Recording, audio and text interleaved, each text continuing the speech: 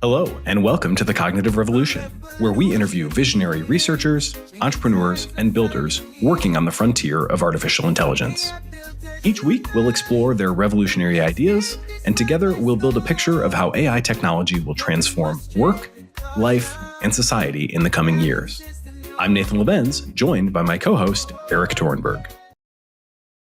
As a developer, the journey from concept to production-ready large language model apps is fraught with challenges. Dealing with unpredictable language model outputs, hallucinations, and ballooning API costs can all be blockers to shipping your next AI-powered feature. That's where advanced RAG comes in. With the new RAG++ course from Weights & Biases, you can overcome these hurdles and build reliable, production-ready RAG applications. Go beyond proof of concept and learn how to evaluate systematically. Use hybrid search correctly, and give your RAG system access to tool calling. Based on 21 months of running a customer support bot in production, industry experts at Weights & Biases, Cohere, and Weaviate show you how to get to a deployment-grade RAG application. This offer includes free credits from Cohere to get you started. Make real progress on your large language model development and visit wandb.me/cr to get started with their RAG++ course today. That's wnb.me/cr to get started with their RAG++ course today. Hello, and welcome back to The Cognitive Revolution.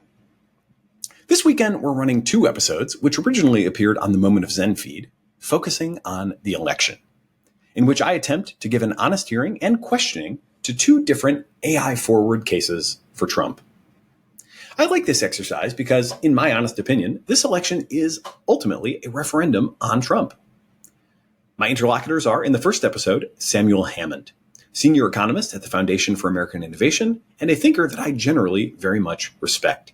We cross-posted his appearance on the Future of Life podcast last year, and I also really appreciated his 95 Theses on AI, most of which I agreed with. In the second episode, I speak with Joshua Steinman, Trump's National Security Council Senior Director for Cyber Policy and Deputy Assistant to the President from 2017 to 2021, the entire Trump term. Before launching into it, I'm going to briefly share where I've landed on Trump, as I expect a possible Trump presidency might relate to AI development. If you see AGI as a real possibility in the 2027 timeframe, it seems totally reasonable to consider the election's impact on AI as a major decision-making factor. Of course, I understand that people have other priorities, but this is not a politics channel. So I'm not going to offer my opinion on every issue, just AI and AI-adjacent issues. Interestingly, as you'll hear, I find that on a number of these AI-adjacent issues, I agree with the Trump supporters that I talk to. To name a number of them, nuclear energy is good. We should build more nuclear plants. Population decline is a problem and does merit real concern. Freedom of speech is valuable and should be protected. On the current margin, we should have fewer rules and more right to build on one's own property. We should cultivate a culture of achievement. We should aim for an age of abundance and dismiss degrowth. And it makes sense to prioritize high-skilled immigration, at least to some degree.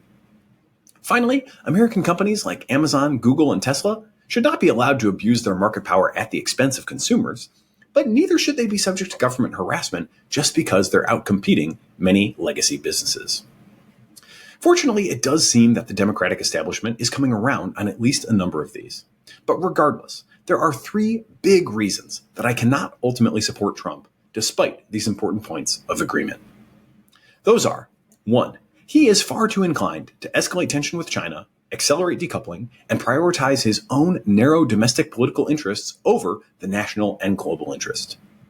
2, the lack of rigor in his thinking and discipline in his communications seems like a recipe for unnecessary risk-taking in an increasingly volatile environment. And 3, I believe we are far better off approaching the future with a positive-sum and inclusive mindset, not just within the US, but globally, if we're to have a healthy conversation about a new social contract that befits the AI era. On the question of US-China relations, I think we have a general failure of leadership and vision on both sides, unfolding slowly, but gathering more momentum all the time. People now see adversarial relations with China as a foregone conclusion. Joshua Steinman calls it the physics of the environment. To put it plainly, I do not accept this. Conflict with China would be a disaster, and an arms race would take us ever closer to that disaster. But I don't see this as an inevitability because I don't see China as a meaningful threat to America, Americans, or the American way of life. That's not to say that the Chinese government hasn't wronged us at times. Their cover-up of early COVID, whatever its origins, was definitely shameful. And obviously, Chinese agencies and companies have stolen a lot of intellectual property from American companies. I don't think we should ignore that. And of course, we should take steps to make ourselves less vulnerable. But I think we should stay level-headed about it. The possibility that our grandkids could be speaking Chinese one day seems far more remote to me than that AI destroys the world. I would say that the Biden administration has done okay on AI policy domestically. The 10 to the 26 threshold for reporting requirements has aged pretty well for a 2023 rule, and I do believe in some strategic industrial policy as well. Subsidizing the building of new chip fabs in the US so that we're not so easily disrupted by a Chinese attack on Taiwan seems, under the current circumstances, a prudent step for a great power to take. At the same time, the chip ban still feels wrong to me, and I have to admit that Kamala's rhetoric on China also depresses me.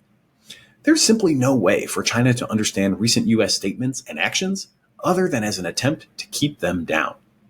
And for me, this escalation seems premature at best. Given the shape of an exponential curve, we could have retained the option value of cutting them off from chip sales later, and still the bulk of the total hypothetical chip sales would have remained in the future.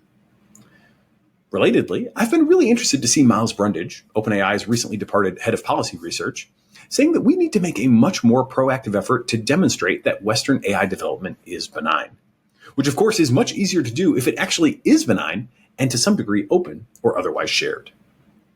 If we must frame our relationship with China as a competition, I would love to see us race them on metrics like life expectancy improvements, the number of diseases we can eradicate, or perhaps the tonnage that we can send to Mars. Of course, I do understand that it's a complicated situation, that naive solutions won't work, and that real solutions will be both nuanced and difficult to find. And I do intend to invite more China experts onto the show going forward in an effort to more substantively contribute to a positive vision for the future. For now, I wish that Kamala and Democratic leadership in general were both less hawkish and more visionary.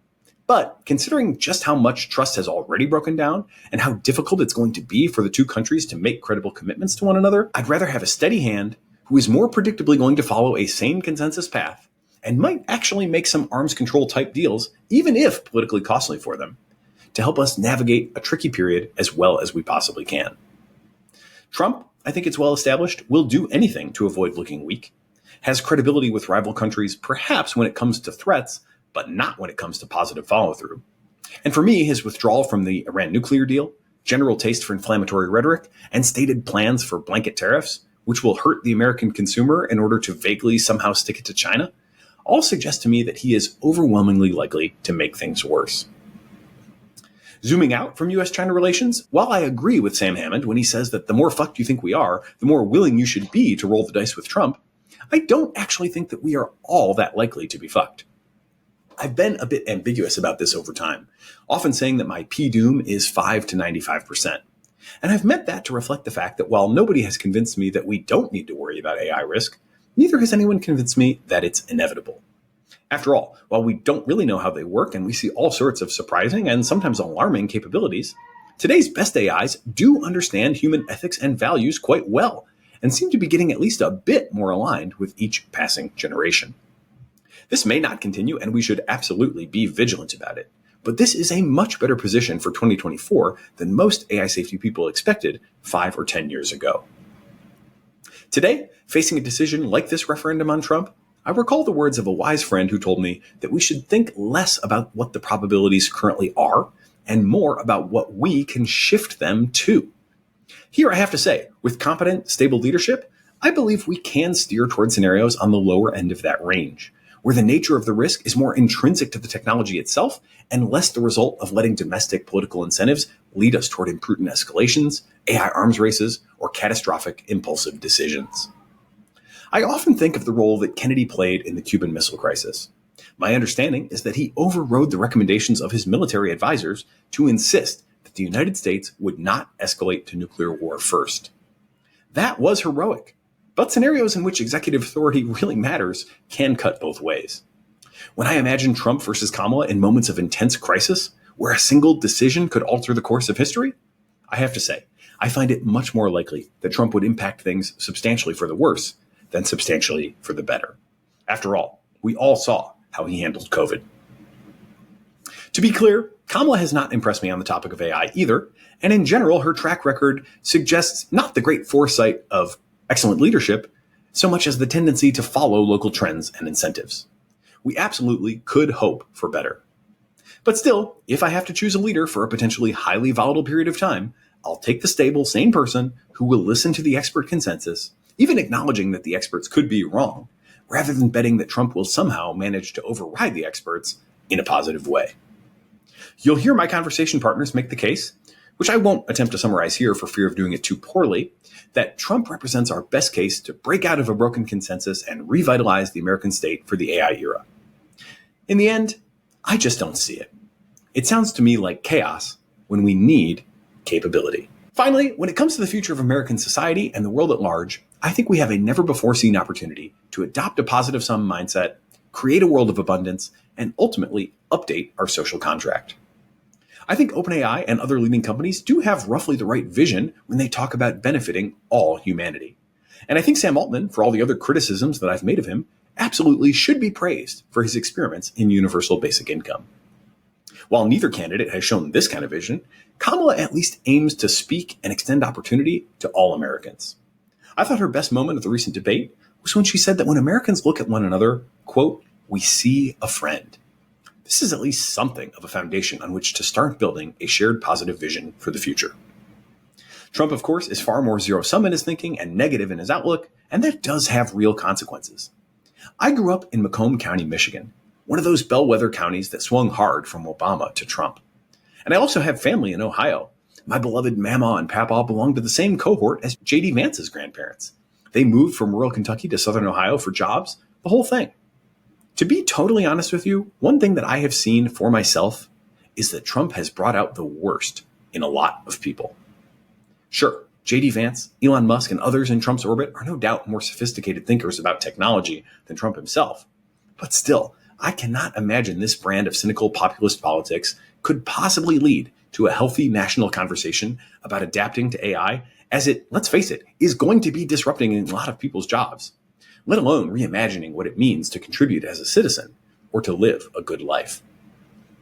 It would be shameful if we ended up hoarding the benefits of AI or restricting access for non-Americans due to some sense of scarcity that isn't even justified by the fundamentals.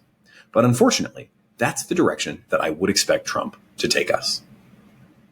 Ultimately, the idea that Trump could be president as AGI is first developed strikes me as an imprudent move, to say the least, with far more and more likely downside than upside. By all means, listen to these conversations with an open mind and form your own judgment. But for my part, I can't support putting a loose cannon in power as we head into such a potentially pivotal period. And so, I will be voting for Kamala, primarily as a rejection of Trump. Hello. There we are. Yo, there we are. Hey guys. So sorry about the this slow start or the miscalculating on my end. Really stoked to have this conversation, guys. Thanks for joining. We just had a chance to chat a little bit and get familiar. Actually, first time we've ever spoken, although we've exchanged DMs occasionally, appreciating one another's various outputs. So it was good to have a little warm up. You two thinkers are two of the thinkers I respect the most. You can't fit you two in a box. You both get into arguments, heated arguments, good-natured but deep arguments with people who are on your side of who are kind of in your peer group. So you don't fit neatly into any category. So I wanted to invite you both on. And Sam, let's start with the piece you wrote, but kind of the broader thinking that you've been undergoing as it relates to the case for Trump. That's been what we've been debating the last few episodes, and you brought the effective altruist perspective to it, as well as your other perspectives. So let's start there. Sure. And for the record, I'm not an effective altruist. I can put on that hat and try to think about what an EA would say. I am a kind of rationalist, and one of the things rationalists are known for is trying to see through convention and social desirability bias, right? Like, is supporting Trump going to hurt you in your social circles? Well, then maybe you should have a degree of meta-rationality and try to interrogate that and overcome it potentially. At least, it doesn't mean support Trump, but it means factor that into how you understand yourself. So, from my lens, to take a more utilitarian look at how two candidates would play out, what matters most, at least in the long run, is innovation and innovative capacity, especially if you care about future people, right? Innovation compounds on itself, productivity improvements compound on themselves. So the question becomes, who is better for innovation, at least at first order? And in my piece, I break down some of the most obvious areas. Drug and medical innovation is a huge one. Kamala Harris, and piggybacking on some Biden initiatives, wants to cap pharma prices based on a basket of international prices. This, I think, would be a huge mistake. I mean, there's been tons of research into how the U.S. is a kind of provider of global public goods, because the fact that we pay exorbitantly for all kinds of drugs enables big pharma companies, and small pharma companies for that matter, to actually do the R&D that goes into designing and manufacturing new drugs and then jumping through the FDA approval hoops. And so there's been estimates that even just the pharma caps that were put in under the Inflation Reduction Act have delayed or maybe killed up to 170 new drugs. Untold costs associated with that policy, even if they're relatively unseen. And I don't think it really stops there. I mean, later in the piece, I get into AI, which is maybe where Nathan can get into it. But I think the two administrations, the Trump or Harris administration, would take a very different tack on AI. And that might be the biggest issue of all, depending on how you see it playing out and where you think the technology is headed. Getting AI policy right could easily swamp the costs or benefits of every other domestic policy we think about. Well, I agree with the last statement most, that the AI policy seems to matter most. I guess the way I think about Trump is as a total wild card. And when I think, and I do agree, I think EAs, and, do I call myself an EA is an interesting question. I'm definitely highly influenced by EA thought. I would say if I'm not an EA, it's probably because I'm not virtuous enough to count myself among them. I generally have a lot of respect for the EA community, and especially those that really hold themselves accountable to living up to, EA values. And I don't always feel like I do that. So I sometimes, I want to say like I'm not worthy of the EA label. But I think the EAs are right to think long term, right to care about future people, right to not discount the future too much. Whether you should go all the way to zero discount is an interesting question. But then when I think about Trump in that way, I kind of can't even get down to the level of resolution on these like super specific policies. I would agree that like we want to get more drugs. I don't necessarily always like paying the higher prices for drugs, but I do buy the argument that there's something good about subsidizing drug development for the rest of the world. And yet I'm like, that seems so small compared to the really big questions. I think EAs are also right to worry a lot about the tail risks. And when I talk to EA thought leaders, I really don't hear anything along the lines of like, this policy, that policy, tax, incentives, what's the sort of amortization going to be? Instead, what I hear is like, how do we make sure we don't have nuclear war? How to make sure we are as prepared as we can be if a really bad pandemic comes our way, and how we make sure we have the best possible thinkers in place to make whatever judgment calls might need to be made as AI really starts to potentially heat up, maybe as soon as within the next presidential term. So I guess, when we can unpack all of those things, but I think all of them are kind of tail risks. If you were to tell me that, another pandemic would happen, but it would only be as bad as COVID, then I could sleep reasonably well at night. If you were to tell me like, we might have a small nuclear war, but it'll only be like one nuclear weapon, then again, I could be like, okay, well, I can, the world can probably deal with that. The real risk is like the pandemic that is super lethal, or the nuclear war that like goes all out. And it's in those sort of scenarios where I'm just like, I have no idea what Trump would do. I don't trust that he is like a very stable genius, at all. Like quite the opposite. I would say he seems like a very unstable and not genius person.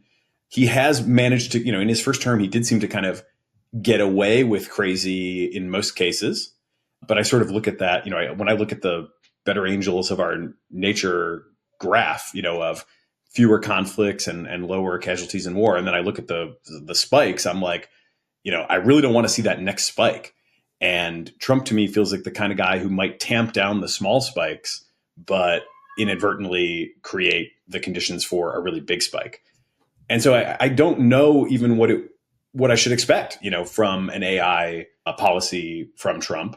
I don't think like Harris is a genius on AI. Her famous clip of just two little letters, is not super confidence inspiring.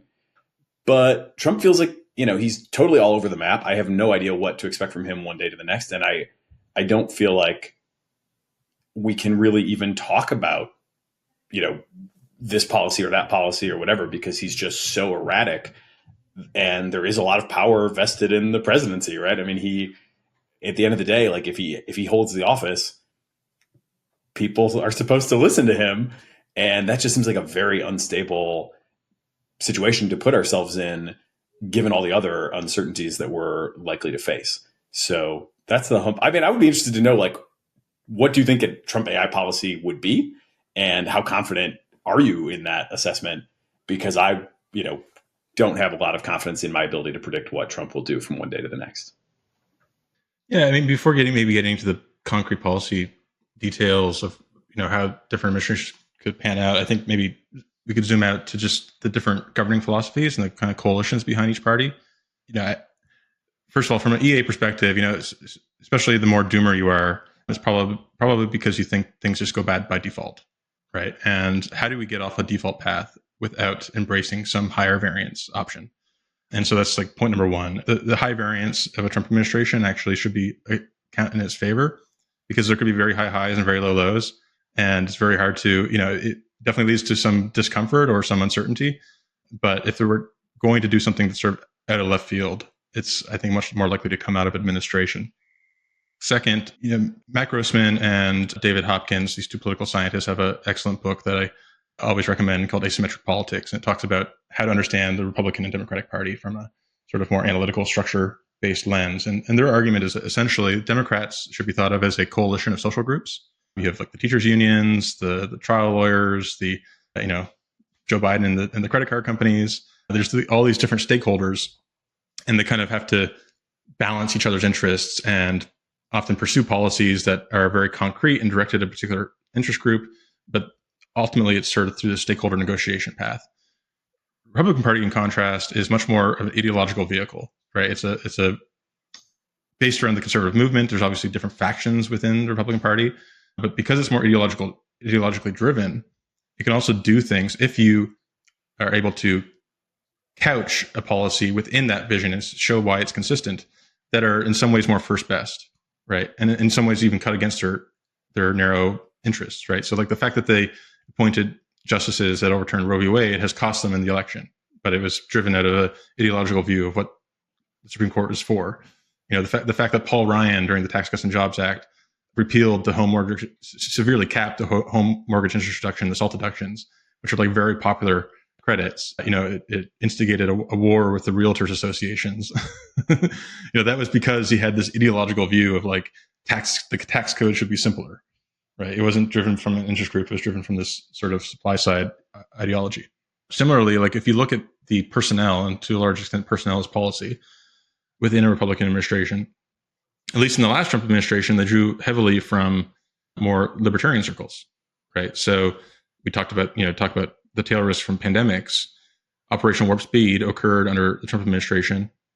And I think it only could have occurred under a Trump administration, in part because they had a couple of Chicago school economists that were at FDA and that were basically given the mandate to apply Chicago school theory. And the Chicago school economists have been thinking a lot about like the hidden costs of FDA drug regulations, like the drugs that don't go to market.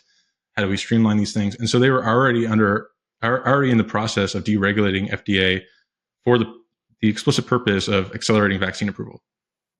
And part of that was an architecture for public-private partnerships, which then was deployed with Operation Warp Speed, and that pulled forward, the vaccine by like 5 or 6 months and saved like up to 200,000 lives. Probably has all kinds of second-order effects because now there's been a boom in activity around mRNA, and there's mRNA candidates for malaria, for cancer, there's like a pan-influenza vaccine that's in development. And so like on the surface, yes, now politics have polarized, and during the pandemic, Trump suddenly became, went from being pro-vaccine to anti-vaccine, and you saw the exact opposite on the Democratic side, where like Kamala Harris, before the first vaccines were approved, was saying, I don't know if I put that in my body. and then like now they're out, and then all of a sudden things repolarize. That doesn't mean, I think, in the event that we had another pandemic, that they wouldn't also just pull out that same playbook and accelerate a vaccine, because ultimately the way Trump appears on TV is much different from how he ends up governing. And you probably make a similar point about like World War III and like nuclear risks and stuff like that. In interviews, Trump will say, it's the N word, the other N word, nuclear. And he talks about like, World War III, the chance of a World War III being at its highest in our lifetimes. He said that AI is, he called it super duper intelligence, is quote, alarming and scary. Meanwhile, you hear Biden saying that our biggest existential risk is climate change, and Harris saying that the existential risk from AI is it denies you healthcare because healthcare is existential. And I think there's just a different level of like attention to these sort of potential black swans through the different lenses. And that's also partly downstream, again, of these different party structures where you have something that's more ideas driven. And I think you can only really tackle like AGI risks through a more ideological lens, precisely because they're still theoretical. Whereas something that comes through a stakeholder lens is going to be, connecting AI risks and these other risks to particular constituencies. Hey, we'll continue our interview in a moment after a word from our sponsors. The Cognitive Revolution is brought to you by Shopify. I've known Shopify as the world's leading e-commerce platform for years. But it was only recently, when I started a project with my friends at Quickly, that I realized just how dominant Shopify really is. Quickly is an urgency marketing platform that's been running innovative, time-limited marketing activations for major brands for years. Now, we're working together to build an AI layer, which will use generative AI to scale their service to long-tail e-commerce businesses. And since Shopify has the largest market share, the most robust APIs, and the most thriving application ecosystem, we are building exclusively for the Shopify platform. So, if you're building an e-commerce business, upgrade to Shopify and you'll enjoy not only their market-leading checkout system, but also an increasingly robust library of cutting-edge AI apps like Quickly, many of which will be exclusive to Shopify on launch. Cognitive Revolution listeners can sign up for a $1 per month trial period at shopify.com/cognitive, where cognitive is all lowercase. Nobody does selling better than Shopify, so visit shopify.com/cognitive to upgrade your selling today. That's shopify.com/cognitive. As a Cognitive Revolution listener, you're obviously interested in cutting-edge AI technology. And with that in mind, I'm proud to say that this episode is brought to you in part by Notion. Notion has been a clear leader in high-value applications of generative AI since the wave began. Earlier this year, we had Notion AI engineer Linus Lee on the podcast. The quality of his insights showcase the caliber of talent that Notion employs. And that inside look at how Notion builds with AI is still extremely valuable. Given my personal focus on AI automation recently, I specifically wanted to highlight Notion's library of workflow and automation templates. If you're looking to streamline your processes and lay the foundation for future AI-driven automation, these templates are an excellent starting point. And even if you're not ready for full automation, you'll benefit immediately from Notion AI, Notion's latest all-in-one AI implementation that searches through thousands of documents, regardless of whether they live in Notion or on some other platform like Slack or Google Docs, to deeply understand the context of your work and generate highly relevant analysis and content just for you. Notion is used by more than half of Fortune 500 companies, helping teams reduce emails, meetings, and time spent searching for information. Want to try it? Head to notion.com/cognitive revolution. You can start for free, and using our link supports the show. So join me in giving Notion AI a shot today at notion.com/cognitive revolution.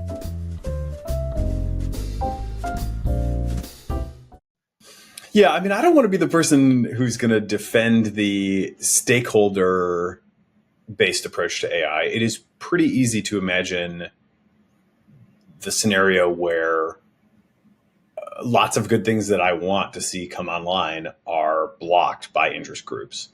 And, you can look at all the cost disease segments of the society and imagine what AI could do for those segments. And then you could imagine how the people who, might stand to lose out in relative income and status and whatever would want to block those things. As an aside, I've been pretty pleased with how the medical establishment has responded to AI so far. I would have expected a much harsher anti-AI stance from doctors in general at this point than we've seen. There's been, perhaps just because they're also, overworked and exhausted and just fed up with all the paperwork that they have to do. Like anything that could, reduce the paperwork burden, is maybe welcome. But one can still imagine that could change. And, certainly I don't have a high level of confidence in what teachers unions are going to do when it comes to implementing AI in classrooms. And, I definitely would like to see my, kid have the benefit of the best AI that, we can bring to bear on his education, or my only one is so far in school. But so sure, I'm with you that could suck. At the same time, I also really don't like the sound of an ideological approach to AI. I feel like one of the biggest things I've learned, or I feel like I've learned in the last couple of years of obsessive study of it, is that these things have to be understood on their own terms, that we can't really bring preloaded frameworks, or, we can't really reason by analogy all that much. We really have to get down to kind of ground truth on what is this thing? How does it work? Ideally as much as possible mechanistically. That's why I'm so excited about the actual study of what is going on in these systems and why are they doing what they're doing, and can we engineer ways to control them? That is, if we're really going to get to any sort of sustainable safety, it's presumably going to be with engineering solutions. But in the meantime, I really don't like the idea that we would have a sort of ideological approach. And, most of the people that I think are kind of the smartest, or, or that have the most insightful things to say about AI are, first of all, very quick to admit that their high level of uncertainty on, where we're going in the biggest picture. Even Anthropic has their sort of core views on AI safety blog post, which is kind of their canonical statement on the matter. And even in that, they're just we really have no idea. We don't know how hard this problem is going to be. It could be relatively easy. It could be near impossible. We're going to just try to do our best and, update this view as we go. I think that's basically the right view to take right now. It's also interesting to note that a lot of these people are techno-optimist libertarians in every other way than AI, right? They're all kind of eager to see more drugs come out. I mean, I think among people that are AI safety hawks, you would find many FDA reformers, for example. And so I think these people who have broken their normal, and I count myself among them, I'm broadly a libertarian-minded person, but I think these people who have been willing to recognize that, yikes, this is not something that we have precedent for. It's not something we have good analogies for. It is something we need to understand on its own terms. Those are the people whose analysis I find most compelling. And, the idea that we would have what ideology are we even talking about in the Republican Party? It does seem like there are several, right? There is this sort of Chicago school, market maximalist. There's also a Christian thing. There's, I don't know, there's neo-reactionary elements. There is, I don't know. I'm not sure whose ideology it would be, but none of those three seem like they're giving us, an actual grounded in the substance of technology understanding, which feels to me critical to making good decisions as the situation evolves. So, yeah, I don't know, which ideology are we talking about, and why should we trust that? Yeah, the first point of clarification is just, but I don't mean ideology in a pejorative sense. I just mean driven by ideas. In this case, broadly the conservative movement, and it does contain many factions. It, ideologically, it's let's follow the Constitution. Let's be concerned about surveillance and censorship. Let's preserve basic civil liberties. Let's try to simplify government and roll back programs that we think were part of a progressive social engineering project or whatever. And so there's no interest group behind that per se, right? Sometimes they will be tied to an interest group. But I guess a good way to illustrate this is during the first Insight Forum that the Senate held on AI. Republicans and Democrats both got to invite people. The Republicans invited Elon Musk and Mark Zuckerberg. The Democrats invited Randy Weingarten, who's the head of the Federation of Teachers. And, and they also had hearings of Emily Bender and Timnit Gebru. And so there's other the people who are informing the left on AI policy are also ideological in a certain sense, maybe a more pejorative sense in this case. I think to the National AI Advisory Committee, which advises the White House, the Democratic appointees on that include a woman named Janet Haven, who runs this program called the Digital Society Initiative that includes a land acknowledgement for their servers, called a digital land acknowledgement.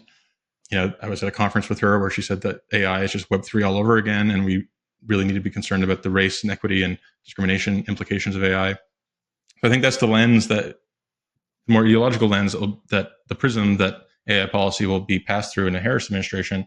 You already kind of see that as well with some of the policies that the Biden administration has already adopted, right? Because Biden made Harris his AI czar, right? She was the representative at the AI summit in the UK. Part of that, what came out of that was this AI Bill of Rights. And then that was somewhat formalized with the White House executive order, which included a directive to OMB, the Office of Management and Budget, which is sort of the brains of the executive branch.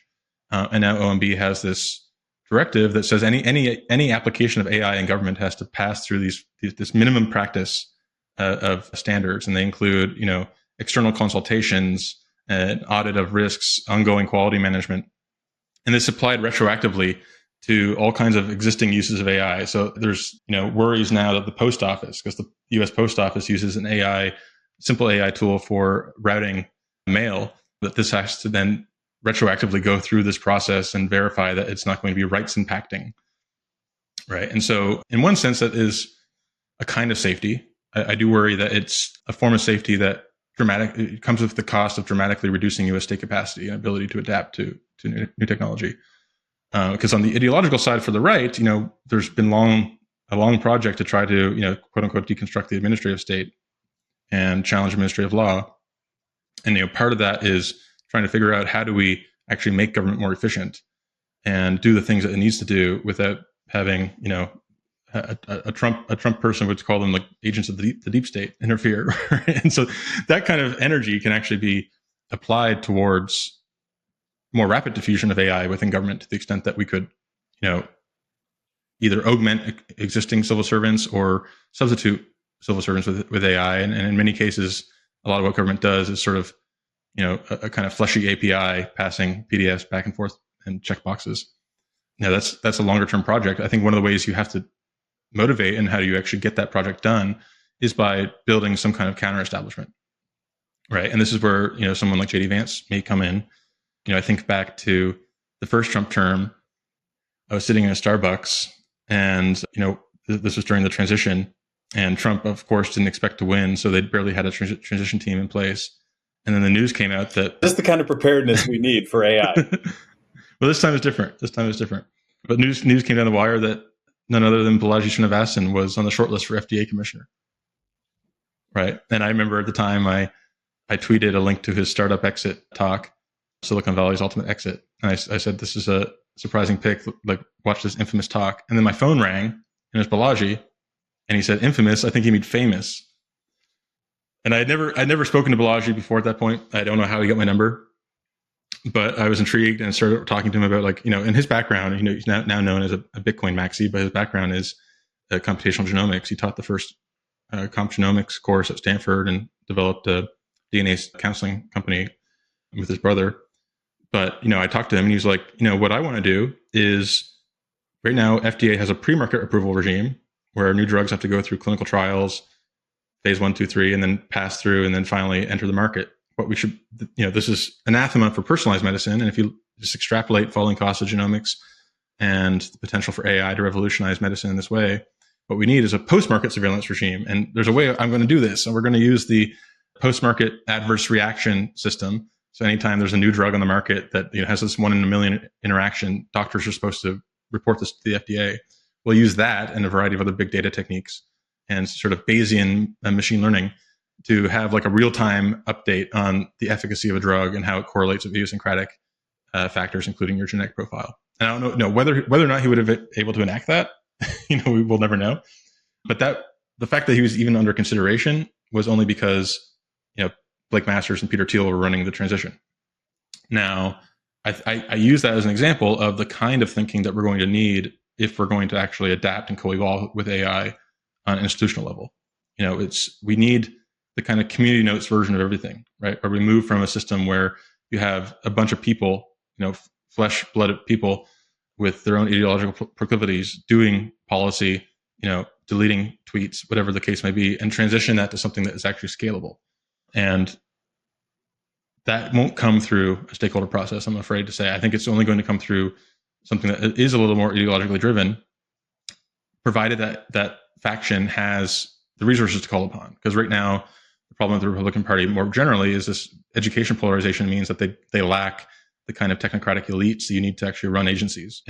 But the tech world can potentially fill that void. Hey, we'll continue our interview in a moment after a word from our sponsors. The Cognitive Revolution is brought to you by Element, a zero-sugar electrolyte drink mix that's working to change how we think about the role of salt in hydration and performance. I have to say, when I started an AI podcast, I never thought we'd be sponsored by a drink company. But when Element inquired about a possible sponsorship, they also offered to send me a sample pack, and so I figured, might as well try it out. When the sample arrived, my wife Amy could not believe what a perfect fit it was for me specifically. For years, I have felt that my body needs more salt than nutrition labels indicate, and so I was interested to learn that the Element formula is based on a growing body of research suggesting that most people perform best with 2 to 3 times more sodium than official guidelines recommend. I was also fascinated to see that they specifically recommend it for people who fast regularly, since I personally don't eat until dinner time most days. Obviously, I'm not a doctor, and what my body responds well to may or may not work well for you. But after drinking Element for a couple of weeks, I can sincerely say that I really do enjoy the product. My favorite flavors so far are the mango chili and grapefruit, and I for one also enjoy the raw, unflavored version, which reminds me of the taste of the ocean. If you're curious about optimizing your electrolyte intake, you can support the show and get a free sample pack with any purchase by visiting drinkelement.com/TCR. That's drinklmnt.com/TCR.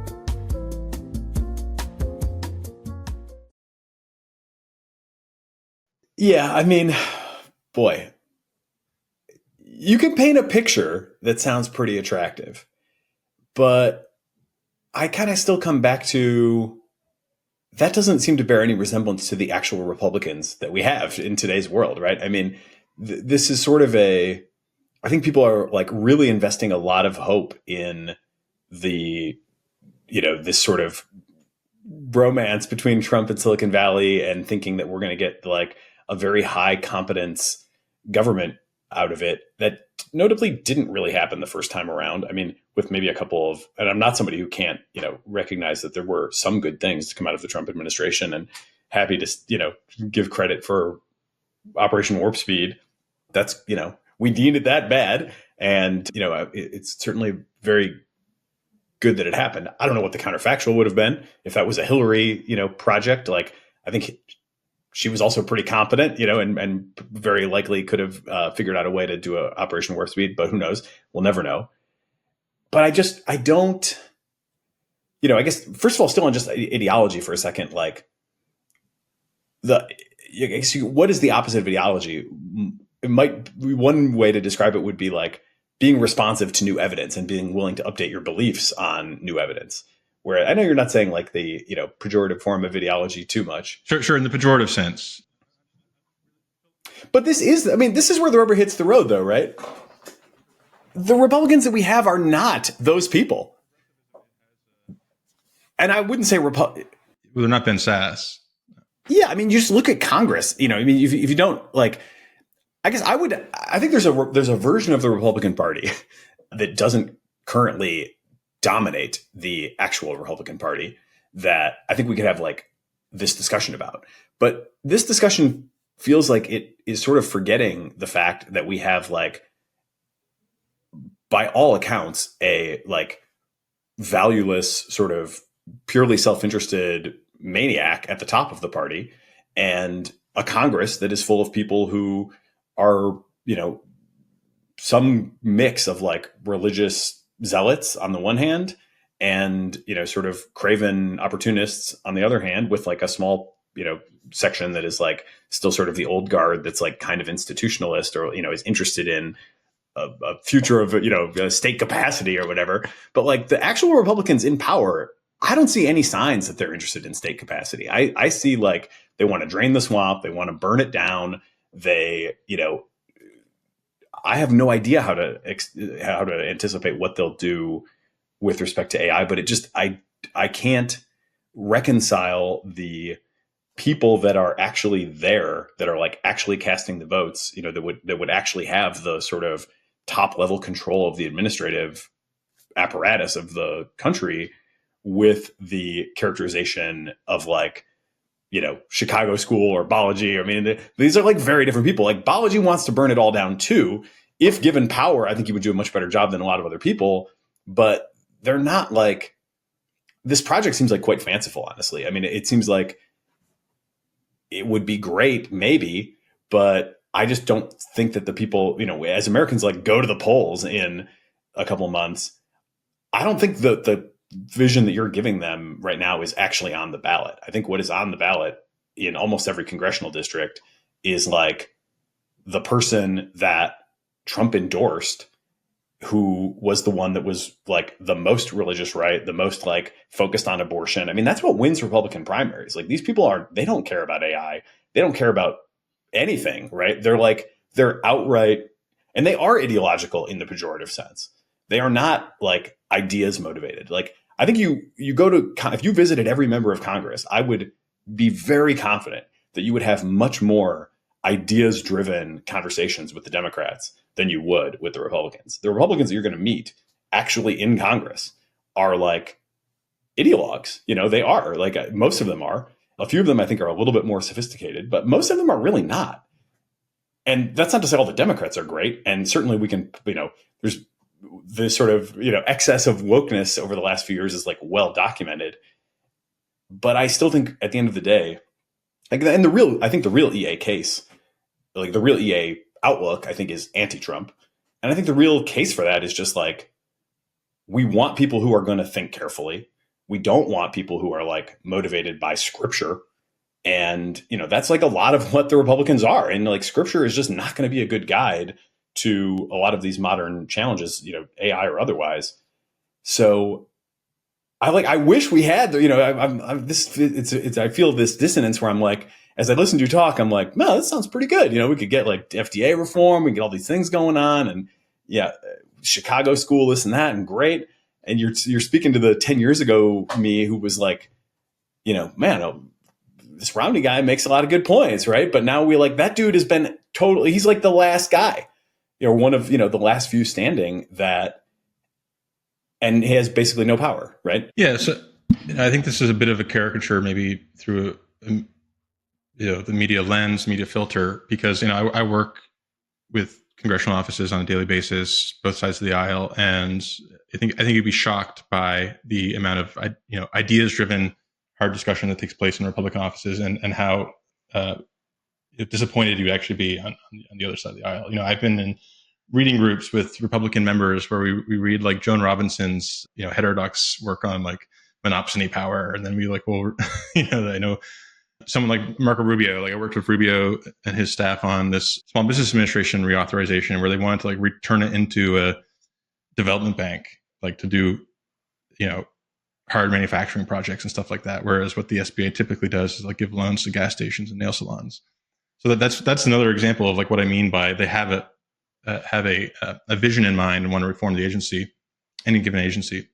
And certainly I would agree that like on the surface level, Republicans seem much more chaotic. They seem much more religious. I would make the counter argument that Democrats are also in their own way deeply theologically motivated. Maybe it's more of a progressive version of theology, but it's also one that is much more institutionalized rather than, I think actually with the Republican National Convention, Trump made a gesture of like actually pushing the social cons out of the coalition to some extent. So, I think really what we're voting for, I'm not voting, I'm Canadian. So this is you're telling me he's not still playing to his beautiful Christians? I don't know if I quite believe that.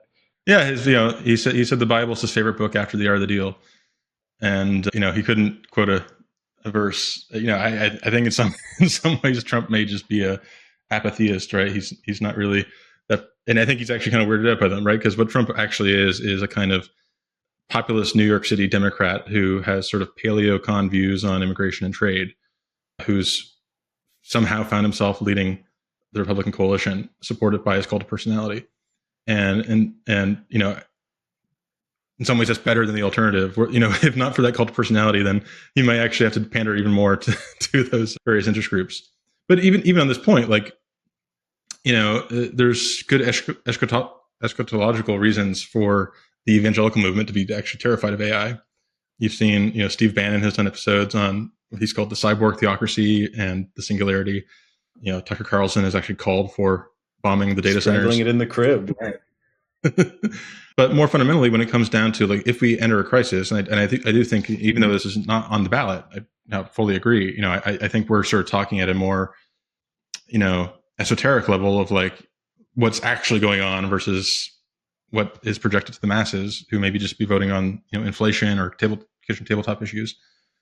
You know, I think to this recent Dwarkesh podcast with Patrick McKenzie, where Patrick was explaining he kind of ran vaccine logistics out of a Discord server during the pandemic because there was no one that was in charge, right? There was no adult in the room to say, you're the person running logistics. And so it ended up falling to this sort of polymath. And, you know, in that conversation, he said, you know, what should have happened was, like, when the pandemic started going on, like, they should have said, you know, found the smartest person and said, you are now a colonel of the U.S. Army. You have all the authorities of a colonel. Go figure out vaccine logistics. And don't worry about racial quotas. Don't worry about, like, all this other junk. Like, let's just get shots in arms and, like, let's not throw them into the waste because that's super stupid. And, you know, if this really is, if there's a reason to believe that, like, the next major technological inflection point in human history could plausibly happen within the next 5 years, that means the next president could be presiding over an intelligence explosion or an AI takeoff or some whatever transformative AI, whatever you want to define it as. And that could be a moment of crisis where you need to call somebody, the smartest person in the room, and make them a colonel to do whatever. And the question is that going to be Elon Musk or is it going to be designed by committee with, you know, and particularly when you start talking about, like, what jobs, at least in the near term, are most threatened by AI. You know, you listed some of the cost as use sectors.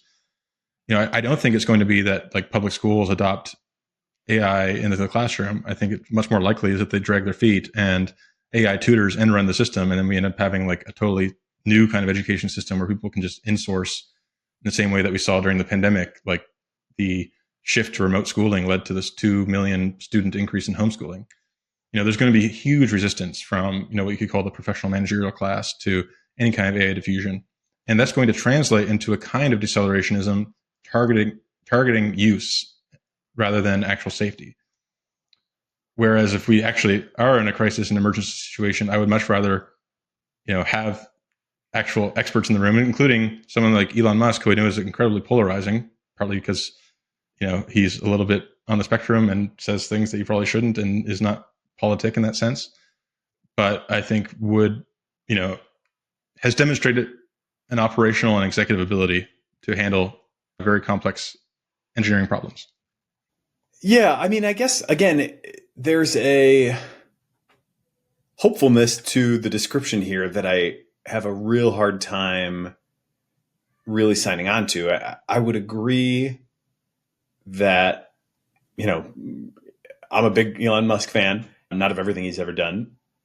Certainly, you know, it feels like you have to sort of almost ritualistically say you shouldn't spend so much time on Twitter. And, you know, I would definitely advise him to get offline a little bit more often if I was an advisor. But yeah, I mean, he's clearly able to make things happen in the world. Not entirely clear that's what we'll need, you know, in a moment of crisis, maybe. But I'm not sure it's like a technical solution that is ultimately what we will need. It very much depends on the crisis, right? Like, and when I think back to the pandemic, I don't, you know, I recall these news conferences where we're getting like extemporaneous, you know, oh, maybe we could inject bleach and whatever. And, you know, it's like, okay, sure, that was a low light, but it is a reflection of the fact that the dude at the top was not disciplined, was not, you know, ideas driven, was not like in command of the facts and just kind of went around like making a mess for his people to clean up and kind of further polarizing the issue. And I don't think it's hard to imagine at all a different president doing a better job on the pandemic than Trump did. You would have to imagine, I would think, that it would have become less polarized. Some of the fault of that definitely resides with Democrats. I do think that, we did not need a statement from Kamala Harris that she, maybe didn't trust the rushed Trump vaccine. That wasn't healthy. Unfortunately, like nothing is healthy around Trump, though. That seems to be the problem, right? It's like, I do think when somebody makes everybody around them worse, both the people on their team who they're constantly, throwing off of what they're trying to do and creating problems for them to clean up and distracting them, and the opposition, that they're just like driving insane. Like that's not a good person, right? Like that's not the person that we want to be in charge. Oh, I totally, I'm not trying to, defend his character by any means. Again, going back to like utilitarian analysis, someone like Norman Borlaug, who, kicked off the Green Revolution, right, with his research into wheat varieties, he plausibly saved hundreds of millions, maybe even a billion lives incrementally through that research. He could have spent the rest of his life being a raving anti-Semite and playing the knockout game and punching babies. A utilitarian should still be happy that we lived in a timeline where he existed, right? And likewise, like but Trump hasn't given us anything like that. Where's my green revolution from Trump? Sure, I guess, maybe, but like, if he were all those things and he had done the green revolution, I still wouldn't want him to be president. And Trump doesn't have a green revolution to his credit. I just don't. It feels like we're really being asked here to imagine a scenario that we don't really have evidence for. That this next, it didn't happen last time, but this time is different, right? I think you said that earlier. This time is different. This time we're going to get like competent executives to run all these things. Like, I just don't see that that's likely to happen at all.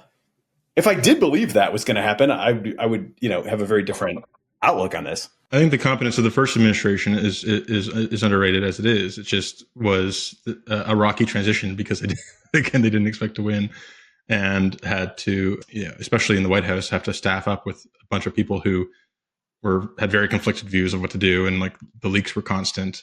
I think that's what the one big thing that will change. It'll be much tighter ship. But and all the people, I'm not sure who you are referring to when you refer to the competence of the first administration, but there's like a long list of head of HHS or, his Trump's NSC. I thought, there were people in very important decision-making roles who were very competent and partly were able to express that competence because they came from a more right-center orientation.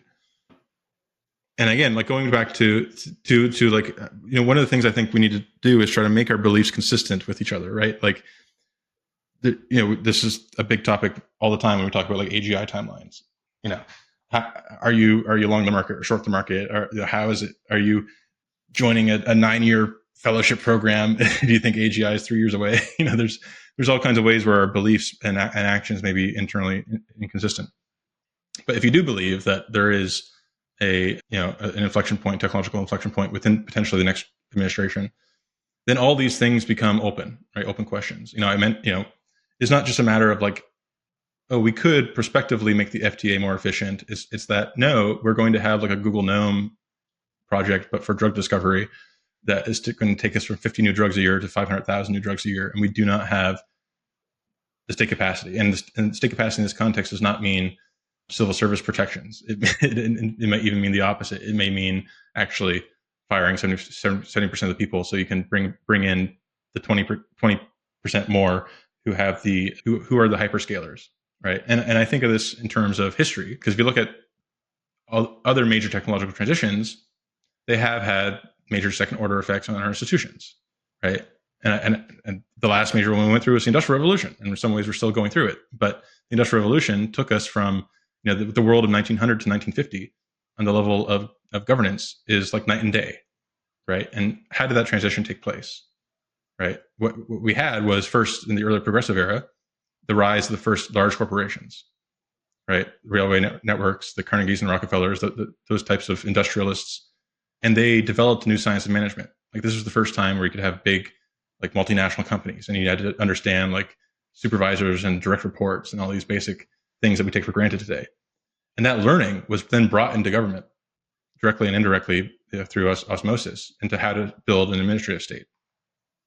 And we're going to go through another transition because AI directly implicates, the machinery of government, right? And, what we need is like, and I use this more of a metaphor, but like, how do we get the Patrick Collison Secretary of Commerce, right? How do we get the Palmer Luckey Secretary of Defense, right? And that is much harder to see coming through the Democratic side of the aisle, partly because their horizons of possibility are much more constrained because in a weird way, they've become the Burkean party.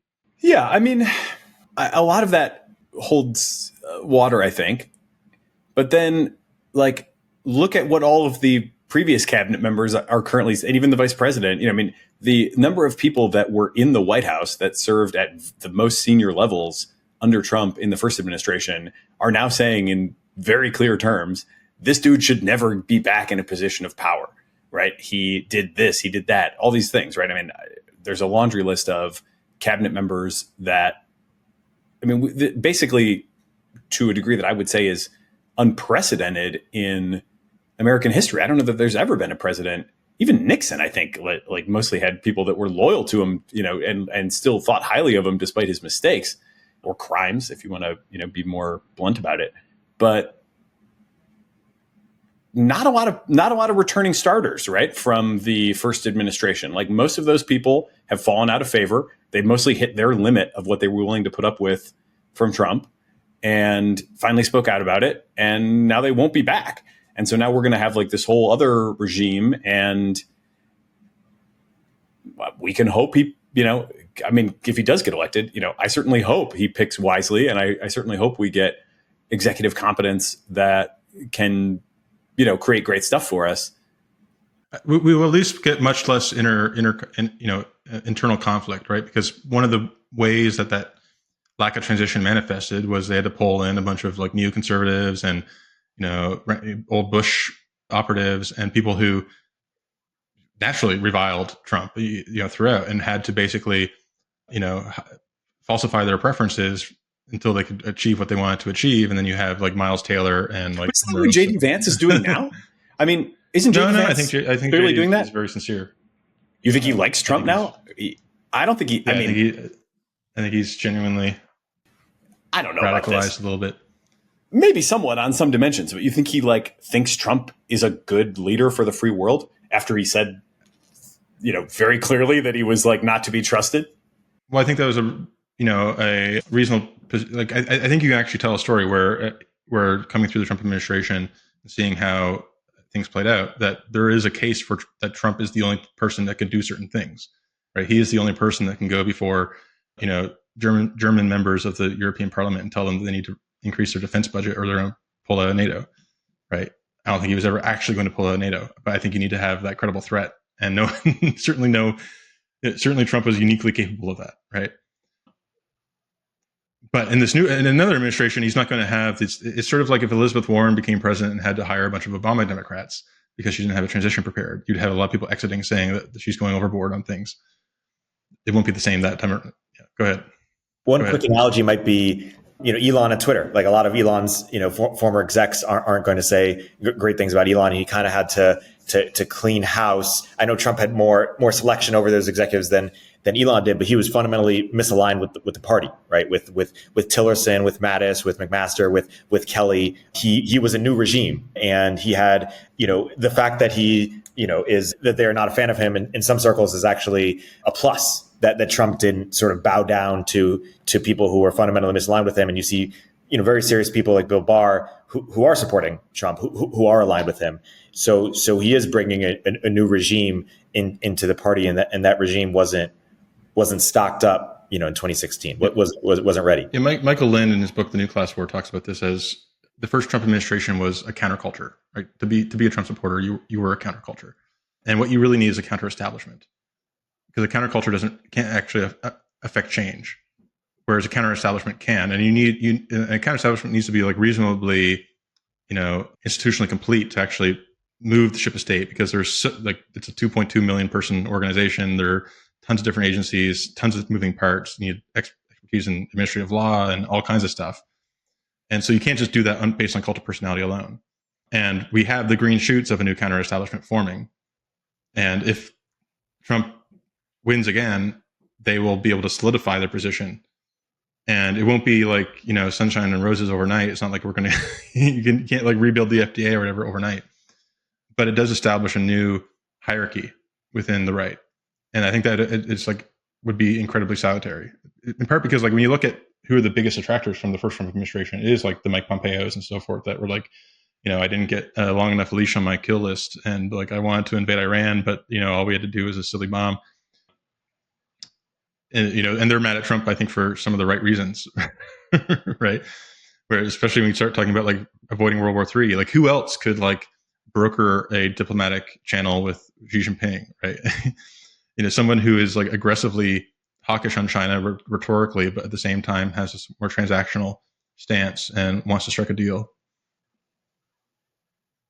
But where's the deal, right? I mean, this is where we keep coming back to like these stories. I noticed in the piece that you wrote, there was a link to a 2016 article from the Federalist, February 2016. And the link text is only Trump can fix America's broken immigration system. But in reality, he was president for 4 years. He didn't fix it. Then he was not president. And there was allegedly, I mean, I guess we can't know for sure that it was going to pass, but by all accounts that I understand, there was a bipartisan deal to make some meaningful reform just in the last however many months. And what did he do? Comes in from left field and tries to destroy the deal, ultimately successfully destroying the deal because he wants the issue to remain live for his own electoral grievance campaign. So maybe he's the only one that can fix, but... So that article was by me, but... So you would not say he scuttled the bipartisan immigration deal? I mean, that's seemingly been reported a lot of places. So the argument is that you need to take we may need, if we want to liberalize immigration in the long run and get to a more sensible system, not one that is based on dozens of different visa categories that each have their own bespoke interest group and that are easily abused, even like H-1Bs, like as much as you may favor high skilled immigration, as a Canadian working in America, like the visa system is incredibly exploitative and kludgeocracy. How do you transcend that? Trump, the Trump people, wanted to do a points-based immigration system, and there was a proposal from Tom Cotton called the RAISE Act. But in the first term, Paul Ryan and what's his name? I'm just having a brain fart. The Senate Majority Leader both met. Mitch McConnell both met with Trump in the Oval Office and said, "Look, I know you want to do immigration. We promise you'll do that the next Congress. This time around, we're going to do a big tax cut." And that he got rolled. Right, he had the majorities to do immigration reform in his first term, but he got rolled, and he's not going to get rolled again. Right, I think moving to a points-based immigration system would be beneficial in the long run, even if it came at the cost of short-run reductions in total numbers, simply because it would massively clean up the system as it currently exists and lead to some semblance of order and control. And points-based, just to make sure I understand this policy, is like you get points for having advanced degrees and for just having various positive traits that we want. Right. Like a more Canadian-based system. And as a Canadian, like I kind of like that system. I think it actually allows you to have higher rates of immigration in the long run because it gives a sense of, democratic ownership over the policy rather than something that's, you look at like what drives xenophobia and anti-immigrant sentiment. It's not necessarily rates of immigration. It's whether those immigration rates come through democratic consent or are a product of chaos and lack of control. And going to the point about this border deal, you don't want to put too much stock into this. It wasn't going to solve the problem. The main thing it was going to do was increase the number of judges for these amnesty court or for these asylum courts, so they could process more of these claims. And the Republican argument was that this is another kludge, another patch to the system that is going to only further delay the more structural reform that we need, because it's going to sort of take it's a release valve on the pressure for deeper reform. And this is actually a recurring pattern in a lot of how Republican votes get interpreted by the mainstream media, where they say, oh, you're for the child tax credit, then why did you vote against it? And this thing was like, actually, there's a more of a game theory behind this. And I'm not just like wish casting or projecting. This is what they will tell you. Like, we want to get more deep structural reform done, and that will only be possible if we have like the motivation and the will to do that. And if we do little patchworks here and there that sort of give the semblance of fixing the problem, and that kills the political capital to get deeper change. And time again, you know, from my personal experience working on the Hill, Republicans are the ones proposing actual like deep structural reforms to things. Even something like healthcare, like where like Obama like did the biggest healthcare expansion you could do without upsetting anybody, right? Like how do we like do this big policy without actually doing anything structural? And that again is part of the problem, is all these policies get filtered through existing coalitions of interest groups that want a particular outcome without rocking the boat. And we're going to need to rock the boat. Yeah, I mean, I think that time is coming. I don't disagree with that. My second son is named Teddy, in part after Teddy Roosevelt. And I think, you know, a lot of this comes down to, for me, like, do we have the right person? And, you know, Teddy Roosevelt did some amazing things that people thought, you know, somebody from his class or his party could never do, because he was willing to cross those lines, or, you know, I wouldn't say he was a traitor to his class, but whatever, you know, to be dramatic about it, you could describe him that way. Certainly, you know, he was willing to speak truth to his own constituencies when needed. I just don't, you know, I don't see Trump as that guy. And I don't see the Republican Congress as like largely full of those guys. And that's not to deny that you're having some substantive discussions behind closed doors. But I mean, at some point, you know, if they're so substantive, like, why are they keeping it such a secret? You know, is it because I have a very hard time believing that like there's all that many of these Republicans who project as like abortion focused religious zealots that are in fact like very thoughtful, you know, state capacity structural reformers. I don't doubt there's a few, but I don't really buy that there's all that many. And I just don't think this is not the group, you know, that can reform America. They're like, if they are given the levers of real power, well, you know, as we've recently seen, like they didn't do it. You know, they did a big tax cut. They didn't do the immigration. You know, and give me some relief too. You know, I mean, if we are in this, it's just also cynical, right? I mean, the idea that, okay, we're going to hold this issue hostage, or we're going to keep the pain alive because that's the only way we're going to get, you know, a real win in the future. I don't know. How about incremental progress? You know, how about taking wins when they present themselves? How about relieving pressure from a system that, you know, by the Republicans' own account is like about to blow? If this is like, you know, if we're being invaded, if we have like, you know, it's recently been reported, I don't know if this is really true, that Trump is somewhat confused about asylum, the, you know, immigration concept, and asylum's the like, you know, place that holds crazy people. And he certainly has said many times that they're like sending, you know, criminals and crazy people into the country. So who knows what he believes, right? I mean, it's all very hard to read. But if to bring it back to the AI question, I don't think it's a very healthy outlook on AI to say, oh, well, yeah, we could like get a win here or do something sensible here, but it's only on the margin. Therefore, like, let's, you know, hold off or, you know, kill that deal because we want to let this pressure build until we can really do the right thing. That just does not seem like a healthy approach. I mean, Trump was not in command of the exponential of COVID.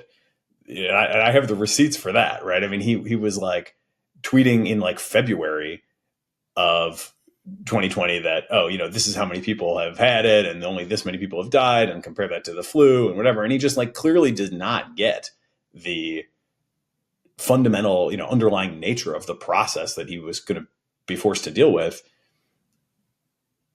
And if he brings that same sort of, you know, outlook to AI and is kind of like, oh, this thing is, you know, not that big of a deal, or I can sort of kick the can down the road, or I can sort of use this as like a, you know, wedge issue in the next election. I just don't think these are the guys, you know, and they almost all are guys too, right? I do think we need you know, we would do very well to have some meaningful reform in this country, but are these the guys that are really going to deliver us that reform? I still am just like, I don't see it at all. And I would rather kick the can down the road one more administration, frankly. I don't expect that the Democrats are going to change the system, but Trump seems to be a burn it down guy. I don't see the build it up part. I kind of think of him almost as like a tornado, where it's like this extremely destructive force, that sits at the middle of like two, giant opposed masses and is kind of this vortex of energy. It's largely destructive, right? I mean, some towns that got like wiped out by tornadoes may years later look back and say, well, yeah, actually we have a nicer Main Street now than we used to because we had to rebuild. But I don't want to go through that process on a national level. And that seems to be, the base case. I'm not sold on the. So, creative destruction is the engine of prosperity in the private sector, right? I guess Blockbuster had an opportunity to buy Netflix, but they passed on, right? But ultimately, Netflix was a new company that displaced Blockbuster. Uber and Lyft were new companies that displaced taxi commissions. And this is how creative destruction tends to work, and creative destruction can be very dramatic, and it does have costs, right? Like Uber example, there were the taxi drivers in Paris that were throwing rocks off bridges, and people committing suicide in New York because their medallion became worthless, and so on and so forth. So creative destruction is dramatic even in the private sector. The problem is that in the public sector, we don't have a system of profit and loss that allows, the NIH to fail and a new, better public health science funder to rise in its place. There's no competitive process. And as a result, we get this sort of buildup of entropy over time, where we're kind of living on the capital that was developed from the New Deal era and then the Great Society eras. And that long 20th century is rapidly coming to an end, right? And there's going to be some necessary destruction to even begin the rebuilding process, right? And part of that, it looks like massive deregulation, right? It looks like getting existing agencies, reallocating resources you want to keep, and setting a new framework, right? And again, it's much easier to do that if you have some philosophical motivation or some vision that you're trying to enact that's sort of detached or sits above pecuniary interests. And I agree, like Trump on the surface certainly doesn't seem like he's like totally in charge of the facts on any given issue. On the other hand, he does have this like remarkable ability to absorb things, and often he'll echo what he's absorbed in a kind of mangled way, but you kind of get what he's getting at. And one of the things that's leaked thus far on their potential AI policy is this executive order that's been drafted by the American First Policy Institute that calls for Manhattan projects on AI, that calls for broad-based deregulation, and situates this under a framework of we need to make America first in AI, right? And speaking as somebody who took part in one of the Project 2025 policy committees, totally voluntary role, sort of an outside participant, offering, submitting some memos on like whether AI policy should be. I was actually quite surprised, and I can't really reveal too much, but surprised by how many like AI safety filled people there were on these committees. We had actual memos on like timelines to AGI, what are the risks, how do we respond? There's been some worry that the Trump administration would repeal the Biden executive order and then therefore repeal the compute thresholds for monitoring large models. My sense is that they will retain those provisions and do sort of more of a repeal and replace a day one executive order, keeping some of the monitoring capacity, but adding, getting rid of all the things that are hindering adoption within government, and doing these Manhattan projects. And so there certainly within the EA world, there's a lot of debate about like whether this is a good thing or a bad thing, because you don't want AI to become, a true arms race. On the other hand, my intuition is that if you're going to take AGI seriously and respond in an appropriate way, you at least need to believe it's a thing that can happen and have some realistic expectations of like the timelines. And I can assure you that the people within the Trump world and within the heritage world and who would be on his NSC and so on down the line are situationally aware, right? In the Ashenbrenner sense, like they see what's coming. they take it very seriously. Again, partly this is because a lot of conservatives come from, if they're not libertarian, they at least, were forced to sit through some libertarian seminars some point in their career. And, and there's some adjacency between the libertarian world and the rationalist world and the EA world, where they think about these, I came up through all that stuff. I was at Mercatus. We all read Deirdre McCloskey and like study the Industrial Revolution and, Tyler Cowen's Great Stagnation. And we're always trying to think like where's our flying car, right?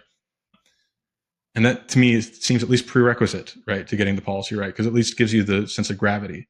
Now, to the question of whether it's appropriate that we accelerate a kind of militarized approach to AI, I don't think that's what this is. I think, overwhelmingly the talent and capacity to even build a superintelligence, let's say, is still in the private sector, and that doesn't seem to be going anywhere. And certainly if the Department of Defense or Department of Energy had some secret project, we'd probably be able to see it from space just because of all the energy it would need.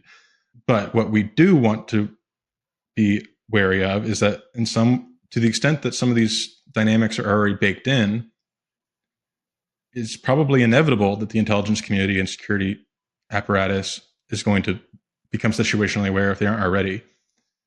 And you'd much rather that be done out in the open with some like explicit, conscious intent. And you wouldn't want to base your decision on who to support on something that was probably inevitable anyway. So then the question becomes, who gets there first, right? And this is the Aschenbrenner thesis as well. It's like, to the extent this is a lot really baked in and the slow takeoffs are already taking off, like, do we want China to get there first, or do we want the US to get there first? And if getting there first means having a decisive military, technological, economic advantage in perpetuity, I think you'd much rather the US get there first. And moreover, if you're worried about Skynet scenarios, you probably also want the people who are governing that policy to be like militantly anti-censorship and surveillance, right? Which just so happens to describe a lot of the people in the Trump world who are like terrified of big tech censorship and so on and so forth. And I think this is, even before we get to superintelligence, going to be a really important issue, just because of all the ambient information we're constantly shedding, and the ways in which like even existing sort of like financial reporting systems and big data that could be applied. We could have LLMs and multimodal models that are spying on everybody right now, right? NSA could have a dragnet surveillance program that is like filtering data using an AI to detect whether it would pass a FISA warrant or not, right? And I would much rather have people in there who could plausibly pardon Edward Snowden than people who don't think it's even an issue. Let me take it from the top. I think the top is, if we are racing China to some notion of strategic dominance indefinitely, I think we're all kind of screwed. We are still living under the shadow of the last Cold War and the arms race. And I think the US government still has like 5,000 nuclear weapons, that are in some form of like operational readiness. That, first of all, by the way, raises the cost of creative destruction in the government sector a lot higher than in, the taxi sector, not to diminish the, personal tragedies involved there. But, I don't really think we have the luxury of a, very chaotic creative destruction of the US government without it being like truly catastrophic, just in virtue of the sheer, weapons cache that we have, that the president is, according to policy, like independently, authorized to make a decision on, right? Now, hopefully there would be somebody in the chain of command or something. Reforming an agency is much different than state collapse, right? I'm not talking about state collapse. That would be catastrophic if like suddenly the US government just had total system failure and the world was like flooded in deep fakes and drone swarms, and we didn't know who, was handling the nukes. That would be really bad. I agree. But I'm talking about something a little more mild, right? And to me, like as a Canadian and just looking at other parliamentary systems, it's totally normal in a parliamentary system for like a new government to form. They literally call it forming a new government. And then for like ministries to be shut down, new ministries to be created. My political idol growing up was Jean Chrétien. In the late 90s, he fired a third of the federal civil service in his unilateral budget, right? And so like the US is uniquely ossified in this respect, partly because our system of checks and balances makes it very, very hard to do more dramatic kinds of change. And my basic thesis is just that this change will be forced upon us. Yeah, so I mean, we could like eliminate the filibuster and, you know, start to have, I think there's all kinds of like incremental steps we could take to unjam our, you know, to get ourselves unstuck. But I guess going back to the top, if we're racing China for strategic, you know, indefinite strategic military dominance, that I don't think that's a race either of us can really win. Even if we last a while, you know, there's various estimates, of course, of like, what is the annual risk of catastrophic nuclear war in today's world? But I think most people would have a very hard time saying it's less than like 0.1%. And we're not dealing with it. We're just sort of living with that. And maybe it's even more than that. Maybe it's 0.5%. I mean, these things really start to compound over time. AI feels like even if we can reach some sort of, you know, quasi-stable equilibrium, it's very hard to imagine a actually safe outcome that is that we arrive at through a race to strategic dominance. So I sort of feel like the only way that we get to a good place is to challenge that frame. And that's again where I don't have a lot of confidence in Kamala Harris about that either, but I have basically negative confidence in Trump. I mean, it seems like he will play the it's us versus China card to the end of the road. And he's not thinking far enough ahead to, you know, it's not going to be his problem.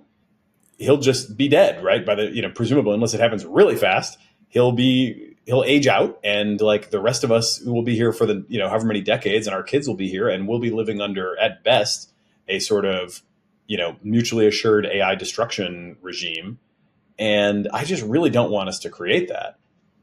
You know, if there was anyone who, you know, would say anything contrary to this notion that we have to like race China for AI dominance, like they would be my candidate.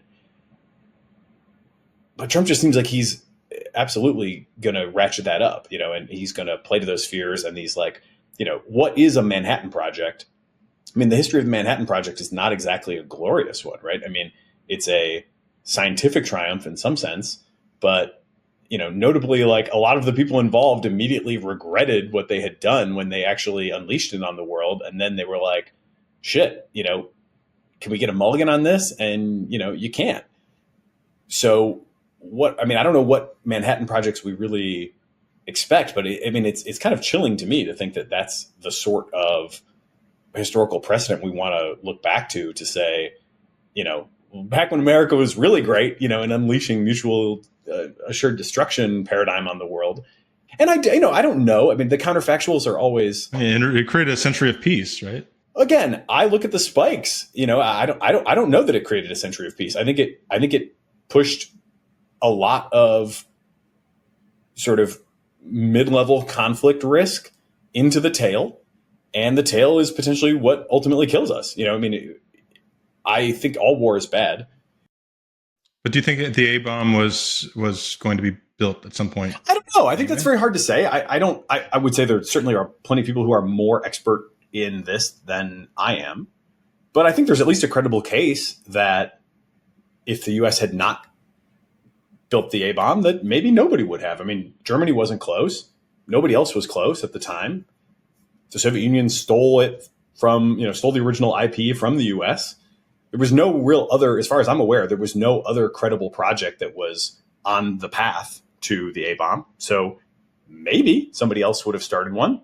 Maybe they wouldn't, you know, I mean, especially if we had sort of gotten to a general period of relative peace. Who knows? I don't know. I think we can at least hope for a scenario where we don't end up with mutual AI destruction. I don't think we should take it as a foregone conclusion that, well, we're going to have mutual AI destruction. So made, I'm coining a new term here. We had mad, now we're going to have made. Yeah, I think there's all kinds of ways you can deploy even existing AI in like an offensive way. Like, Stuxnet was, I think, initially developed in like the mid 2000s, right?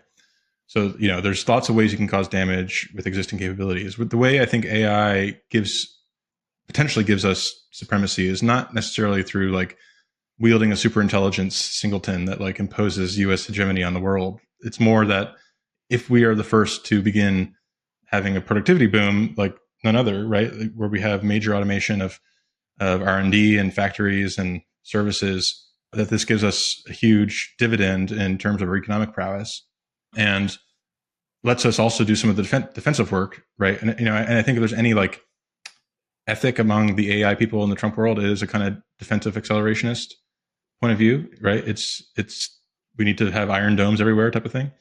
And if you look at what China's already doing, like the main bottleneck for who gets there first is going to be energy, right? At least in the medium term.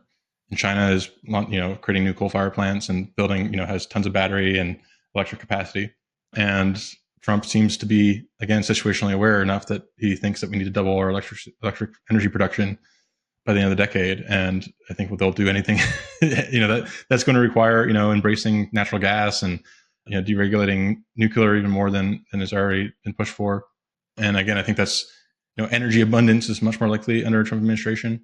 And I don't see this in terms of a mutually assured destruction, more as how do we, U.S. infrastructure is already deeply compromised, right? There's tons of stuff that's probably burrowed into our critical infrastructure that China could turn on at any point. The U.S. government itself is incredibly fragmented. It's not like we have like some WeChat single platform that everyone uses. It's like, different agencies have like different cloud contracts. And, Microsoft is constantly having leaks and so on and so forth. So I think it actually is quite existential for the U.S.'s position in the world. And I don't think it necessarily has to be a race to oblivion.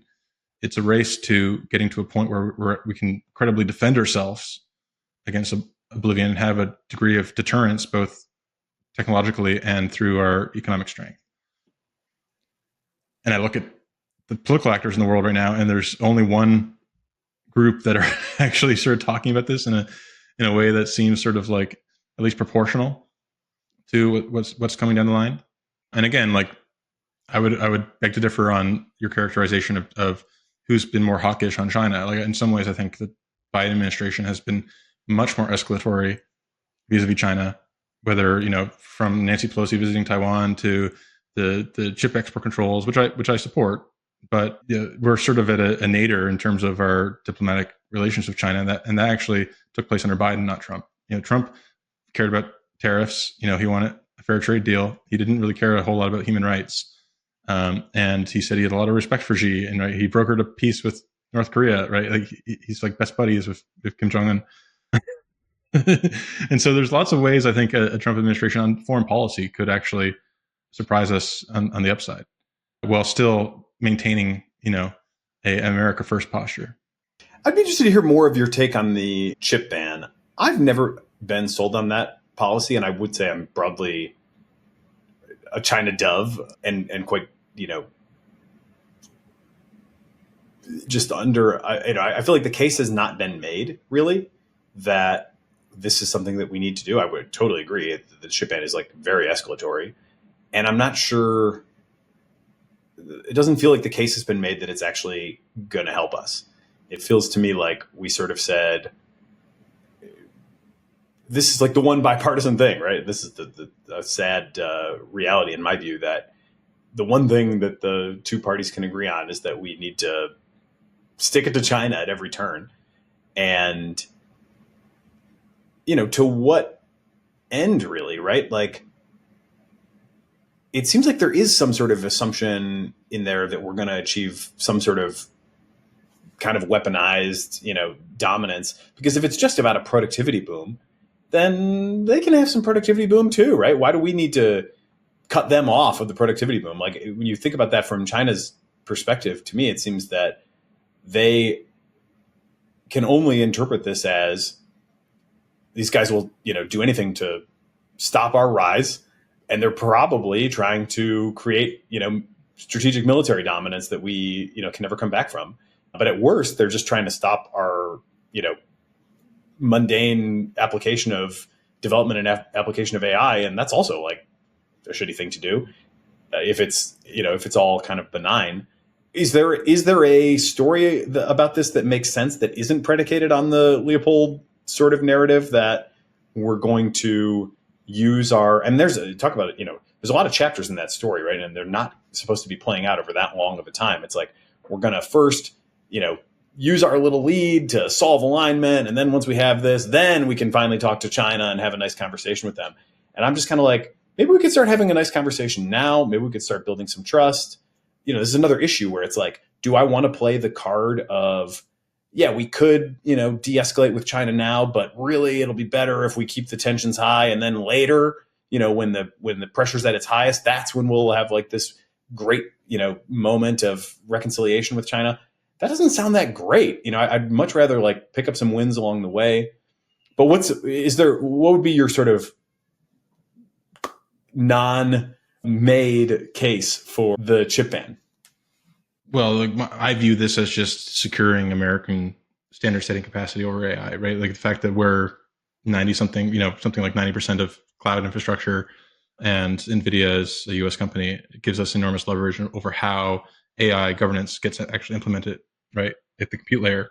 And if not for like short timelines to AGI, I would probably maybe be against the export controls because they have been so escalatory and also easily evaded. But to the extent that they could add a year or 18 months or 2 years to our lead, I think they become potentially decisive, especially when you think about like inference compute, right? Like if maybe we build the AGI in a lab and they steal the IP, but if they don't have the scaled infrastructure to actually, commercialize it and make it useful, that gives us a huge upper hand. And this comes back to a line of thinking I've written a lot about in the essay series called AI and Leviathan, where I kind of see a kind of knife edge scenario where AI can either go in a very totalitarian, authoritarian, panopticon kind of direction, or into something potentially better, right? And something that tries to preserve our liberty, right? And that gets much more difficult when it is possible in principle to have a big brother watching you. And what does that look like in practice? Well, the country that comes closest to what I think we need to become is Estonia. And Estonia, because they had a blank slate after the fall of the Soviet Union and a bunch of young policy hacker type people in government, adopted all these e-government reforms in the late 90s, were the first to have e-banking. This was all built on a system called the X-Road, which was like a precursor, pre-Satoshi version of the blockchain. So the Estonian government is like on this big distributed data exchange layer that has like an open API. You can develop tools for, the same ID card that you use to ride the bus and pay your taxes and vote and start a business in a way that like has the economies of scale of a big scale up system, but with the civil liberties and privacy protections built in. Like the whole thing is like PGP encrypted and so on. Like so it's no longer getting to Denmark, it's like getting to Estonia, right? And I don't think we're going to like literally put the US government on a blockchain, but like who's actually thinking in those terms on that level?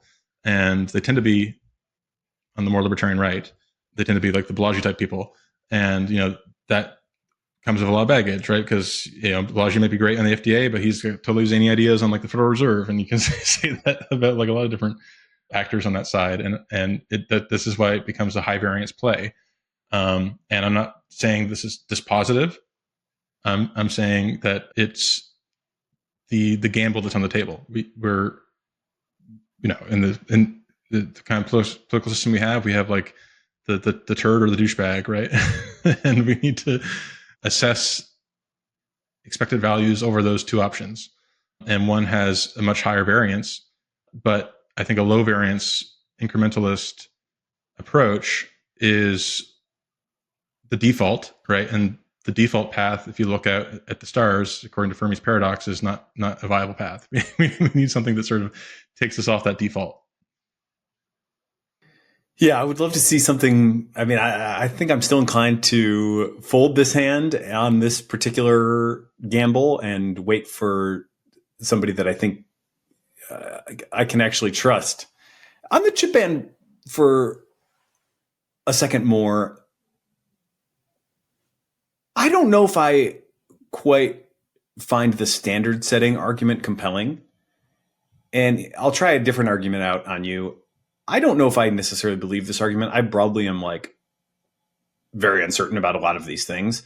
I guess the highest level summary of my worldview here, and the reason that I don't want to put Trump in a position of power, is that I don't think we know what we need to do. I do think we need to be like very, very, keenly in tune with what is happening on the ground and very responsive to new information, very willing to update our worldviews. And I just don't trust him to do that.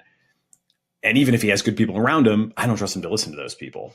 So that's kind of my Trump view. But now going to the chip thing and maintaining that same level of like humility on, I really don't know if what I'm about to say, carries the day or not. I think there's an argument to be made that China is not going to be denied AI. They will make their own chips. They've like seemingly made pretty good progress on that already. I don't think they're, caught up, but I've seen them build a hospital in like 7 days. I wouldn't underestimate their state capacity to really mobilize and create this industry if they need to. They also have like tons of great AI researchers. So my guess is like they'll figure out a way to have enough chips. And if we say to them, hey, you can't use the same hardware that we use, and then the next thing might be the sort of classification of research, then, and even, by all accounts, like even the frontier labs are getting more and more secretive all the time. Like even OpenAI internally is now said to be quite secretive, to the point where most of the people that work there don't have all that much more information than we do about, what the status of GPT-5 is, or what Q-Star is, or Strawberry, or what have you. The more secretive we become about all that sort of stuff, perhaps that pushes China toward a significantly different branch of the tech tree. And I actually quote you on this. I thought from your 95 theses, I thought one of the most compelling was that RL-based threat models have been prematurely discounted. I'm not sure that was exactly the right quote. But that's kind of the worry that I have for if we put China in a position where they're like, okay, we can only understand the United States as an adversary. They're trying to keep us down. They're trying to gain decisive advantage over us. They're cutting us off from hardware. They're cutting us off from research. We've got to go our own way.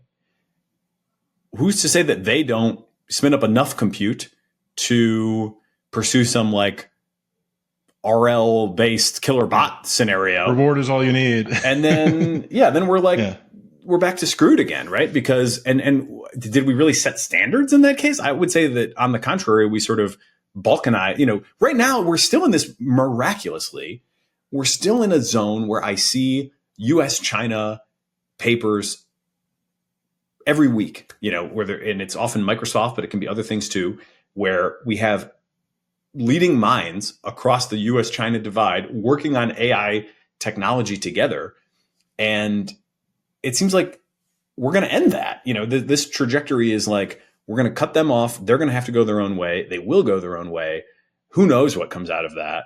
But the more we sort of aren't talking to each other and we're racing and we don't even have a great sense of what one another's technology progress looks like, it just seems like it feeds that dynamic where, how does one pull back from that? The only way I can see to pull back is to begin to ease up on them a bit and say, hey, like, why don't we, share some benefits sooner rather than later?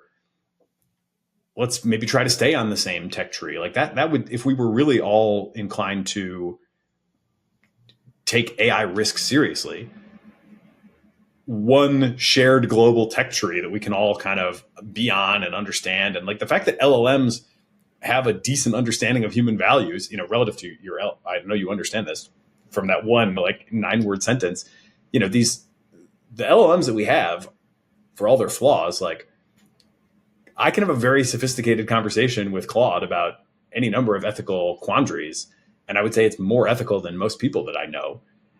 And there's like a very different type of AI that they could create to try to, take an asymmetric strategy on us. And I just think we run the risk of, in our effort to quote unquote standard set, it seems like we run the risk of pushing them to a totally dark portion of the map that could have some very unpleasant surprises for us.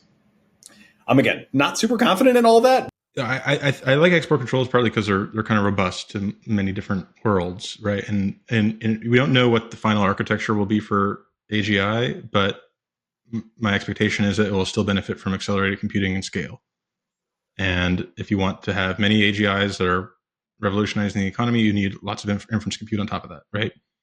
And the export controls that were introduced in 2022 and strengthened in 2023, it's a complex threshold, but roughly around H100 level. NVIDIA produced on the order of 500,000 H100s last year. This year, they're projected to produce 4 million, right? And then the new series of chips coming behind that. And so there's been the thresholds where they're set today are exerting a cost on China, but it's a relatively manageable cost. That cost will escalate over time as the delta between where the threshold is set and the volume of chips being produced above that threshold increases dramatically.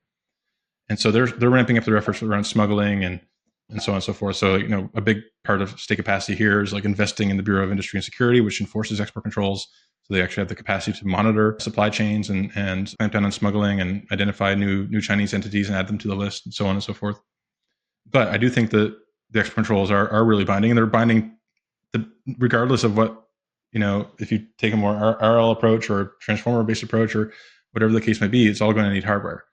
I think there's a longer term risk that this forces them to maybe down the tech tree of like doing like some like energy based chip, like an extropic kind of thing that's like a totally new paradigm that like induces a platform shift. I think that's a ways away, right?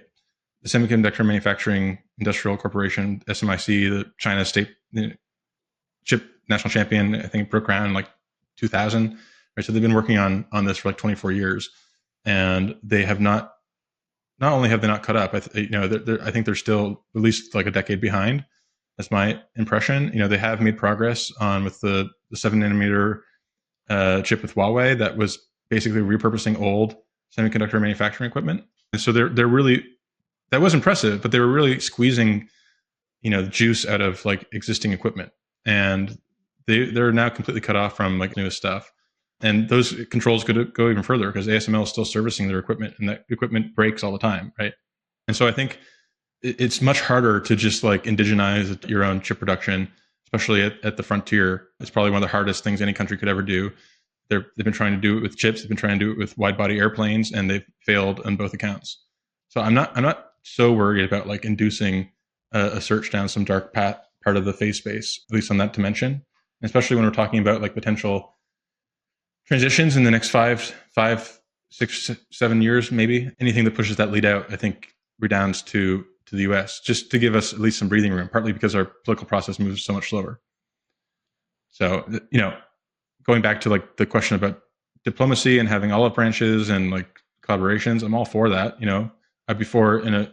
Especially before if it was done in a way that like had some reciprocity and didn't have this asymmetric cost of the fact that China has no qualms about taking our IP and using these joint partnerships to basically transfer US technology into China, and we get very little in return other than citations and our H index goes up, but what could matter more than that? Who right?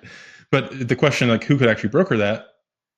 I think what pisses off China more than a tariff war is being scolded on their human rights record and questioned about like their internal politics, right? And while Trump is hawkish on China in one sense, he comes at it from a more purely economic standpoint. He was on the same bandwagon about Japan back in the 80s, right? And for that reason, I think they could. Again, this is maybe wish casting. I think there's more opportunity, more potential to have stronger diplomatic ties while still turning the screws on the economic front. Yeah, something feels a little. I'm not one who goes down this path of like, whose values are going to prevail. This is like the new framing that I am extremely allergic to. Now we got Sam Altman on this vibe as of recently with, I think it was a Washington Post op-ed, stark departure from what he was saying even just 1 year ago. I went back and looked at just 1 year ago. He had a interview in which he said, so often in the West, we basically act like there's no hope of cooperating with China. And I don't think we should give up on that too soon. And now he's in the Washington Post saying there's no third way. It's our values or their values. First of all, I'm like, what are Chinese values? Can anyone who's saying this articulate Chinese values? What are they? Do we have a summary? It feels like we're basically just talking about Xi in many cases there. I don't know what China. Sometimes I say like 5,000 years of civilization can't be all wrong. Like I think there are probably some Chinese values that we would also, find to be valuable. But then there does seem to be something weird too about this, and I feel like this is kind of the theme that I'm just not able to get over the hump on.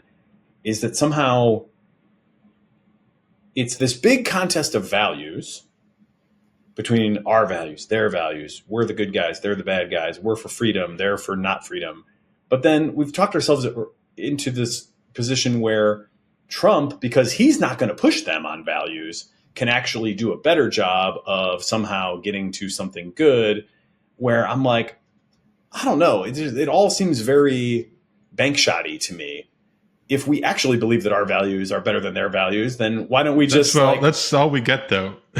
Well, I don't know. We could play it straight. Like if I was president, my proposal would be, let's de-escalate with China. Let's try to stay on a similar branch of the technology tree. Let's have a shared, sense of what we're building and where we're trying to go. And then let's tell them to let the people out of the camps at the same time. And if they're annoyed by that, fine. But I would think they would be a lot less annoyed by some chiding at the UN or whatever than they are by being cut off from chips. I don't know if you mean to say that you think otherwise, but if I think anything about Chinese leadership, it's that they're quite practical. I would think they would be able to handle some rhetorical abuse if we had an actual, technology sharing and, just vision for a positive future of shared prosperity. How we get to this point where we're like, Trump is going to be better for our values because he doesn't even mention them to the Chinese, and so that's going to somehow lead to better relations. I don't know. Well, I'm not saying that Trump would be better for the hegemonic imposition of our values on them. I think if you want that, then you should vote for Harris, right? I'm saying it'd be in terms of having some separation, some firewall where we're able to preserve our values and build an open society without being overrun by an AI takeoff occurring in a country with very different values, where even however hard it is to define, they have in law that no AI system may be developed that does not reflect socialist values. Yeah, I think it's something that we should at least take very seriously, right? And when it comes to multilateralism, I think if you look at the history of the last century, most acts of multilateralism are really just wrappers on American hegemony, right? There's been very few binding, strong multilateral peace treaties, agreements, arms control agreements, so on and so forth, that didn't ultimately depend on U.S. buy-in. And we only bought into those things from a position of strength. Well, I guess two reactions to that. One is we don't have that level of strength anymore, right? So, we are not in a position to dictate global terms for all that much longer. It seems to me like China's going to have their seat at the table, barring, some dramatic AI development that changes everything. And I guess I also think on the point of the idea that a Chinese AI would run off and, impose socialist values on us. We are the ones doing this. They are not leading. We are leading. It's our companies, that are talking about AGI in the next couple of years. It's not their companies. I think we just need to look at ourselves. We're the ones. If anybody's going to have a runaway AI in the short term, overwhelming odds would be that it comes out of the United States, right? There's not. So I just don't like the idea that we're going to hold up this Chinese socialist AI bogeyman as the reason that we need to do all these things when it's almost for sure going to be us. If anybody destroys the world with AI, it will be us. And it's I would say that's easily an order of magnitude more likely that it would be us than that it would be them. So we just got to keep that in mind, right? we're doing all these things out of this sort of paranoia of, and maybe that's too pejorative, but this fear that China has a policy about socialist values must be encoded in the AI. Sure, but like if there's actually an AI that comes out of anywhere that's powerful enough that if it were to have come out of China that it would like impose socialist values on America, then we're probably all screwed, right? I mean, I think the general AI safety view on this is like, it's not your values or my values. It's, do we survive this thing at all? If it gets that powerful, like, do we survive it at all? And I think there is just you look back in like deep history. I always think about this is a bit of a non sequitur, but I always think of the oxygenation of the universe, or of the planet, not of the universe. The oxygenation of the planet was the first mass extinction event. And I just think we have no way of predicting just how weird an AI future might be. It's probably going to be if it gets that powerful that fast, that like in the next 4-year presidential term, something on the scale of a socialist AI taking over America is like at all in the realm of possibility, then my sense is that the Overton window is way more open than that, and that like it's going to be way weirder than socialist values. And like whether the bot can like talk honestly about Tiananmen Square is like not going to be important anymore. And instead we need to just get prepared for like super weird, super disruptive. And again, like look at ourselves. We're the ones that are going to do it almost for sure. Yeah, you're kind of making the case for me though, because things are going to get super weird and super disruptive. And it's the Red Queen dynamic from evolutionary biology, right? Like you have to run just to stay in place, right? You have to co-evolve with the technology if we're not going to be completely subsumed by it.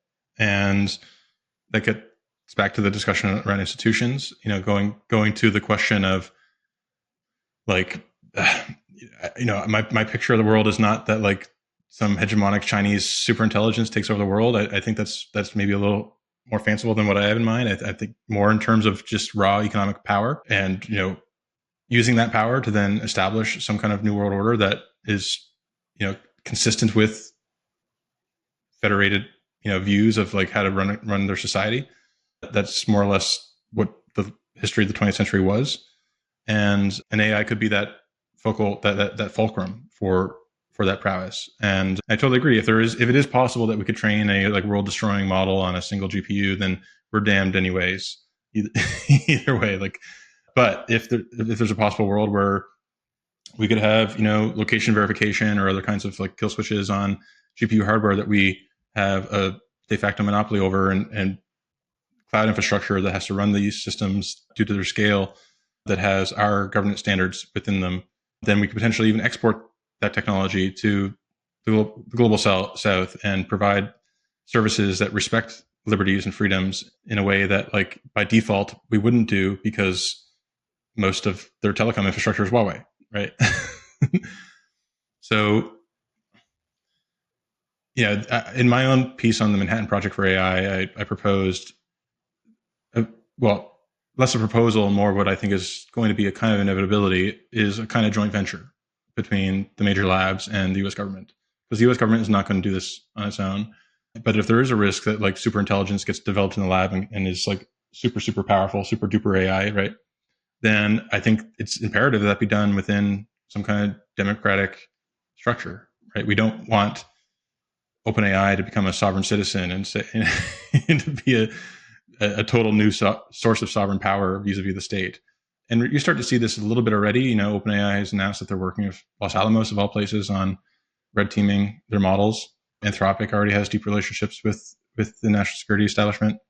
And I think this is actually good, right? I think partly it's good because it shows that democratic institutions are now getting involved. Partly it's good because it shows that there could be a roadmap towards some kind of joint venture where the companies work together on some of the most sensitive parts of the research and have the scaling capital from the government that only government has to sort of have a glimpse into the future. But it's also good because whether or not we want this to be militarized, for better or worse, the defense vertical within the US government is the one vertical that has lots of discretion and ability to pivot and work flexibly. And, that's why, the Manhattan Project happened at all, was because it was sort of run like a startup. And, if I look around the world of who is our Leslie Groves today, it's not in the U.S. government. It's leading one of our major tech companies. So what do you think is actually going to happen with, I mean, that's a hard question, but partly when you go through that analysis, I'm like, well, maybe we should just bring those interest groups back to the table. If we're going to run, if we're headed for this, it seems like you take all the way up to intelligence explosion quite seriously as a live possibility. I think if I believed that, if I was confident that was going to happen soon, I would be like moving more toward advocating for a pause. It seems crazy to me that we would push to that level of power given our current level of understanding. I've been very encouraged over the last 2 years by how much progress has been made in mechanistic interpretability, and we haven't seen the next model yet. So part of what's weird is we have this sort of, some progress is happening in the open and some progress is happening in places where we can't see it. So we, both with respect to like open source versus closed source models, and also just like capability of systems versus ability to interpret and control them, we have these like major step changes seemingly happening, or this certainly has been in the past, and I am guessing probably will be again in the not too distant future. There'll be like another model that takes a big step up, and it'll be like, okay, whoa, everybody has to recalibrate. And then in the meantime, and that'll sort of open up a gap where it's like, oh yeah, no, well, closed source is way ahead of open again. And then open will kind of chip away at that lead until, maybe it gets close. Right now, they're kind of very similar. Same thing with sort of interpreting what's going on. There's been a lot of progress there for sure, but you can't interpret something you don't have access to. So like by almost definition, if there are AI systems under development that can like reason at a human level, only a very precious few people have had any chance to study how that works under the hood. We're at this moment right now where it seems like, the interpretability has kind of caught up, but another shoe may be about to drop. At some point, I kind of expect myself to move into advocating for, let's stop pushing the frontiers of this capability. It would be a mistake to race China. It would be a mistake to push it any farther, beyond, not beyond the current point, but beyond some point, until we really have a robust understanding of what we're dealing with. And that's, again, why I'm just so allergic to all these other things where it's like, oh, China this, or, whoever that. We're the ones that are going to do it. We're going to make the decision to either push this thing, to the point where it becomes genuinely dangerous to us, or we're going to be the ones to decide, like, we need to understand what we're doing better before we continue. Is that your worldview, or how do you? Yeah, I mean, in my Manhattan Project piece, I talk about it more in terms of like how to scale interpretability research and alignment research and defensive applications. I think there's a subset of research that you could describe as sort of gain of function, right? That is, you would much rather that be done in some kind of joint public-private framework that included, secure, very secured facilities, more top secret sort of protocols in place, more compartmentalization. Obviously, another leg of the Aschenbrenner thesis is that, we need much better operational security at these labs. And, we can talk about like the fact that, OpenAI started to compartmentalize more and so on and so forth. But I still imagine that they're doing these pitch meetings in the new training framework from like, a conference room where like there's security protocols to close the blinds, right?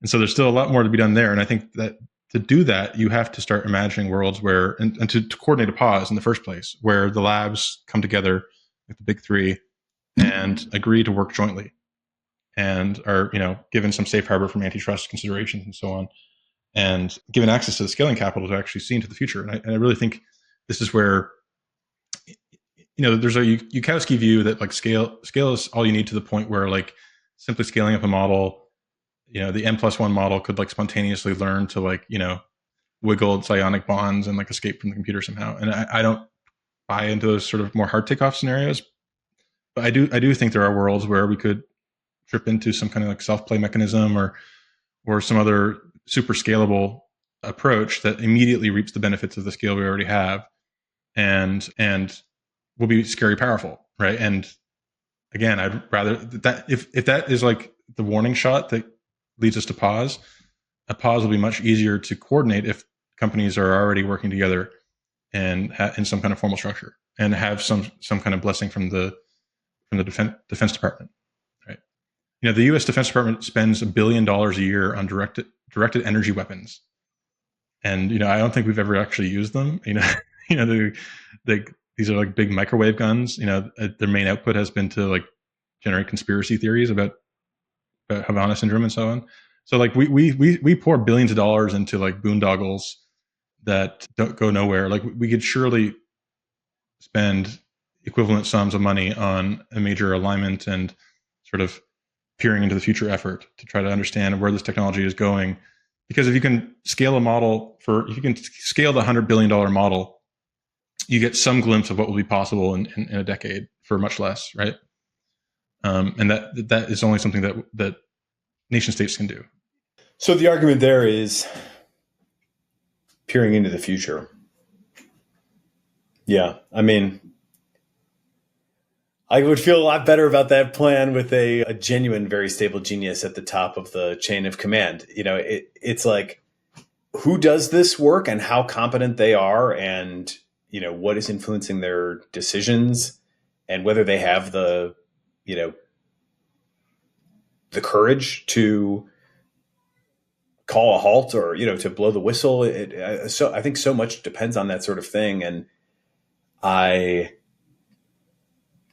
just can't say I can't, as much as I think I could imagine somebody I could be inclined to gamble the future on, and trust enough to do that.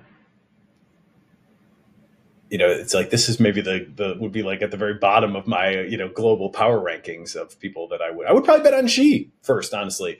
I don't see eye to eye with Xi about a lot of things, and I don't want to live in Xi's China. I've said that many times, but who do you think is like better able to oversee a private public partnership, to peer into the future and to like channel billions of dollars of resources, like Xi or Trump? Honestly, it's a sad. I mean, that's what Operation Warp Speed was. And now advanced market commitments are all the craze, but that was go deep. That was like a Milton Friedman idea. Yeah. So I mean, we'll see. Civil military fusion is happening on both sides of the ocean, and that's somewhat priced in. The question is, are we going to do this in a way that is proactive or reactive? And my sense is that if you have Elon Musk and Vitalik Buterin and some of these people who could plausibly have the ear of the National Security Council, right, in a Trump administration, whereas a Harris administration, well, superficially much more competent, much more credentialed and expert driven, will be turning to the ethicists and major hospital networks and other stakeholders in terms of how they think about the technology. So there's no genius without a little bit of madness, right? And we got to take it's a package deal. And I say that as somebody who temperamentally, I love like walls, like the Harris VP pick. Like if we were at the end of history and I didn't think there was going to be another major technological transition point in the near future, let's have like competent managerial people to, increase SNAP benefits a little bit, all for that. Right. But that's not the world we're running into. And there's a segment of the Democratic Party that is basically, sees itself as kind of managing a relatively stable social technical equilibrium. And that's just not the world as it really is. Yeah, Lord knows. I mean, they may have a real wake-up call in store for them if they are actually in power as AI becomes, what it might very well become. So, yeah, I guess the choice that you're putting to me is, would I bet on the Democrats to update their worldview in response to new evidence and kind of get it together on a rolling basis? Or should I put it all on black with Trump and, hope that the right people are going to whisper to him in the right way and he's going to make the right decisions. And when we don't have any great answers. And maybe we could conclude by drafting somebody for president. Do you have any, if you were going to put another name on the ballot, who do you think would be a good leader that has the right mix of, grounded temperament, responsiveness to evidence, idea driven, but not ideological? Yeah, I think we put too much stake into the person, right? And that's sort of been the bigger message of this is like, we're not just voting for individuals, we're voting, and with that, we're not just voting for like their epistemics. We're voting for blocks of power, establishments, and the political economy that comes with that. So I think it doesn't even matter if like Harris reads Superintelligence or the Singularity is Nearer and like has a wake up, if the political economy of the Democratic Party constrains her in what she's able to do. And so, I don't know who I would draft for my presidential pick. We had our chance of Andrew Yang. He was kind of ahead of his time maybe, but it has to be someone relatively outsider-ish, right? The kind of Dominic Cummings profile, because you need to be an exogenous force. If you're working from within an existing political establishment, you're going to be tied and constrained in what you're able to do, because it's sort of the classic innovator's dilemma, right? You're making incremental progress while the world changes around you. What do you think happens if Trump wakes up and says he wants to nuke somebody? Do you think that he can do it? Or I don't think that's him. I think he's actually a bit of a pacifist. Well, okay. I mean, we're projecting a lot of hopes and dreams onto Trump during this exercise. I hope that's right. I'm not so sure. I think when he bombed Soleimani on the runway, he had no idea where that was going to go. And, they wanted to do a lot more than that, right? And you had Tucker Carlson on the phone with him, pleading him not to invade Iran. But I mean, I don't know. We could even cut this. He wasn't going to in the first place, right? We could even cut this off the podcast. He was worried about. I don't know. I don't know to what degree I believe the individual matters or not. I think the line that the public is broadly given is that the commander in chief makes these decisions, and that we're ready to respond, and that we carry a nuclear football around, and it is supposed to be one person's decision. I guess you could say, well, that won't happen, but Trump's done a lot of crazy things. That's not really in dispute. He said a lot of crazy things. If he were to say something like that, do you think that the chain of command acts on his instruction or refuses him in that moment? I mean, this is a total hypothetical. I don't think this would happen in the first place, right? His number one priority getting into office is to broker a peace with Ukraine and Russia, right? And I think he's uniquely capable of doing something like that. He's terrified of World War III and nukes. He's like, he was threatening nukes against North Korea. He's gone further than any other president has gone in invoking. He understands madman theory. Well, right? He is a madman. So he has gone further than, I think it's undisputable. Right. Yes, he's definitely convinced me that he is a madman. He has gone further than any president in 60 years at least in terms of threatening nuclear war. I would say that's clear. He walks across the DMZ and now they're like bosom buddies. I think there's Trump has psyoped the world into thinking he's one thing when he's really not. And you look at the actions, again, the NATO example, how are we going to actually get Europe to pay their fair share, if not to make some kind of credible threat? And how do you motivate that credibility without having some kind of actual capacity to pull out, right? Or even if it's feigned, right? Same with the Taiwan situation. We've benefited from a policy of ambiguity, right? Whether it's its own independent country or not. But those are the kind of things, that sort of game theory that, having someone like Trump, I think is actually an asset. But again, I don't think this is where things are going to hinge. It's not, the president obviously has a lot of unilateral power.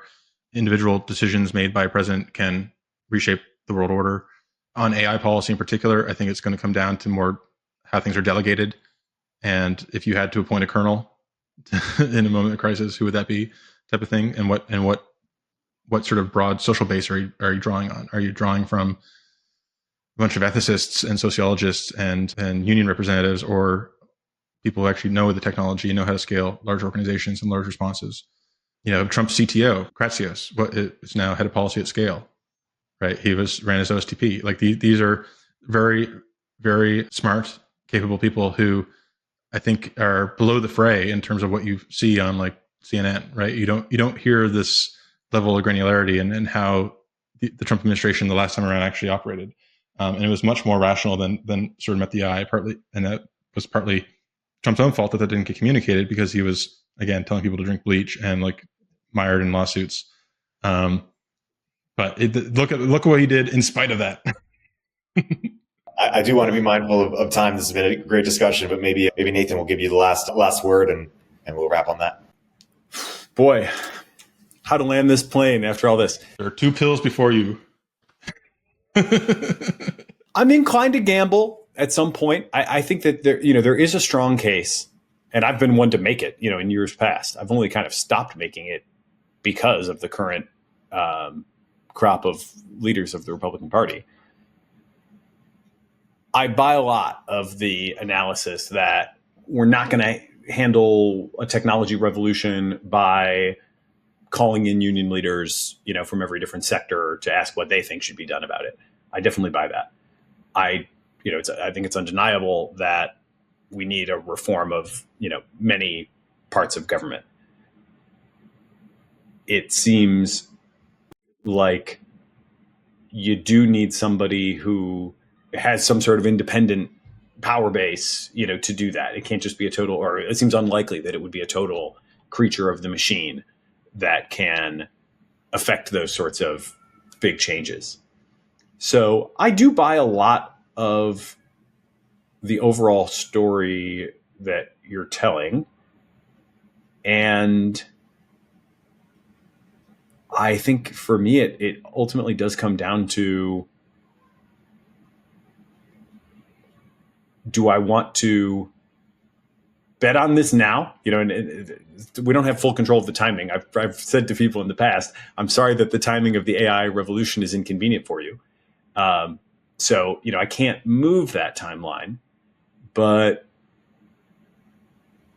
man, do I want to gamble on this group to do this? Do I want to put Trump in the ultimate say-so position, or would I rather keep with the incrementalists for another term, hope that they'll rise to the occasion if things really get crazy, and hope that we might get a better reformer at a future date?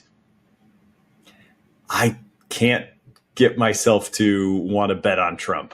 Well, I'm Canadian, so I can't vote, but you're in Michigan where your vote actually matters. So think hard. Awesome. Well, that's a good place to wrap. Sam, Nathan, this has been a fantastic conversation. Thank you as always, and until next time. Thanks, guys. Thank you. It is both energizing and enlightening to hear why people listen and learn what they value about the show. So please, don't hesitate to reach out via email at tcr@turpentine.co, or you can DM me on the social media platform of your choice.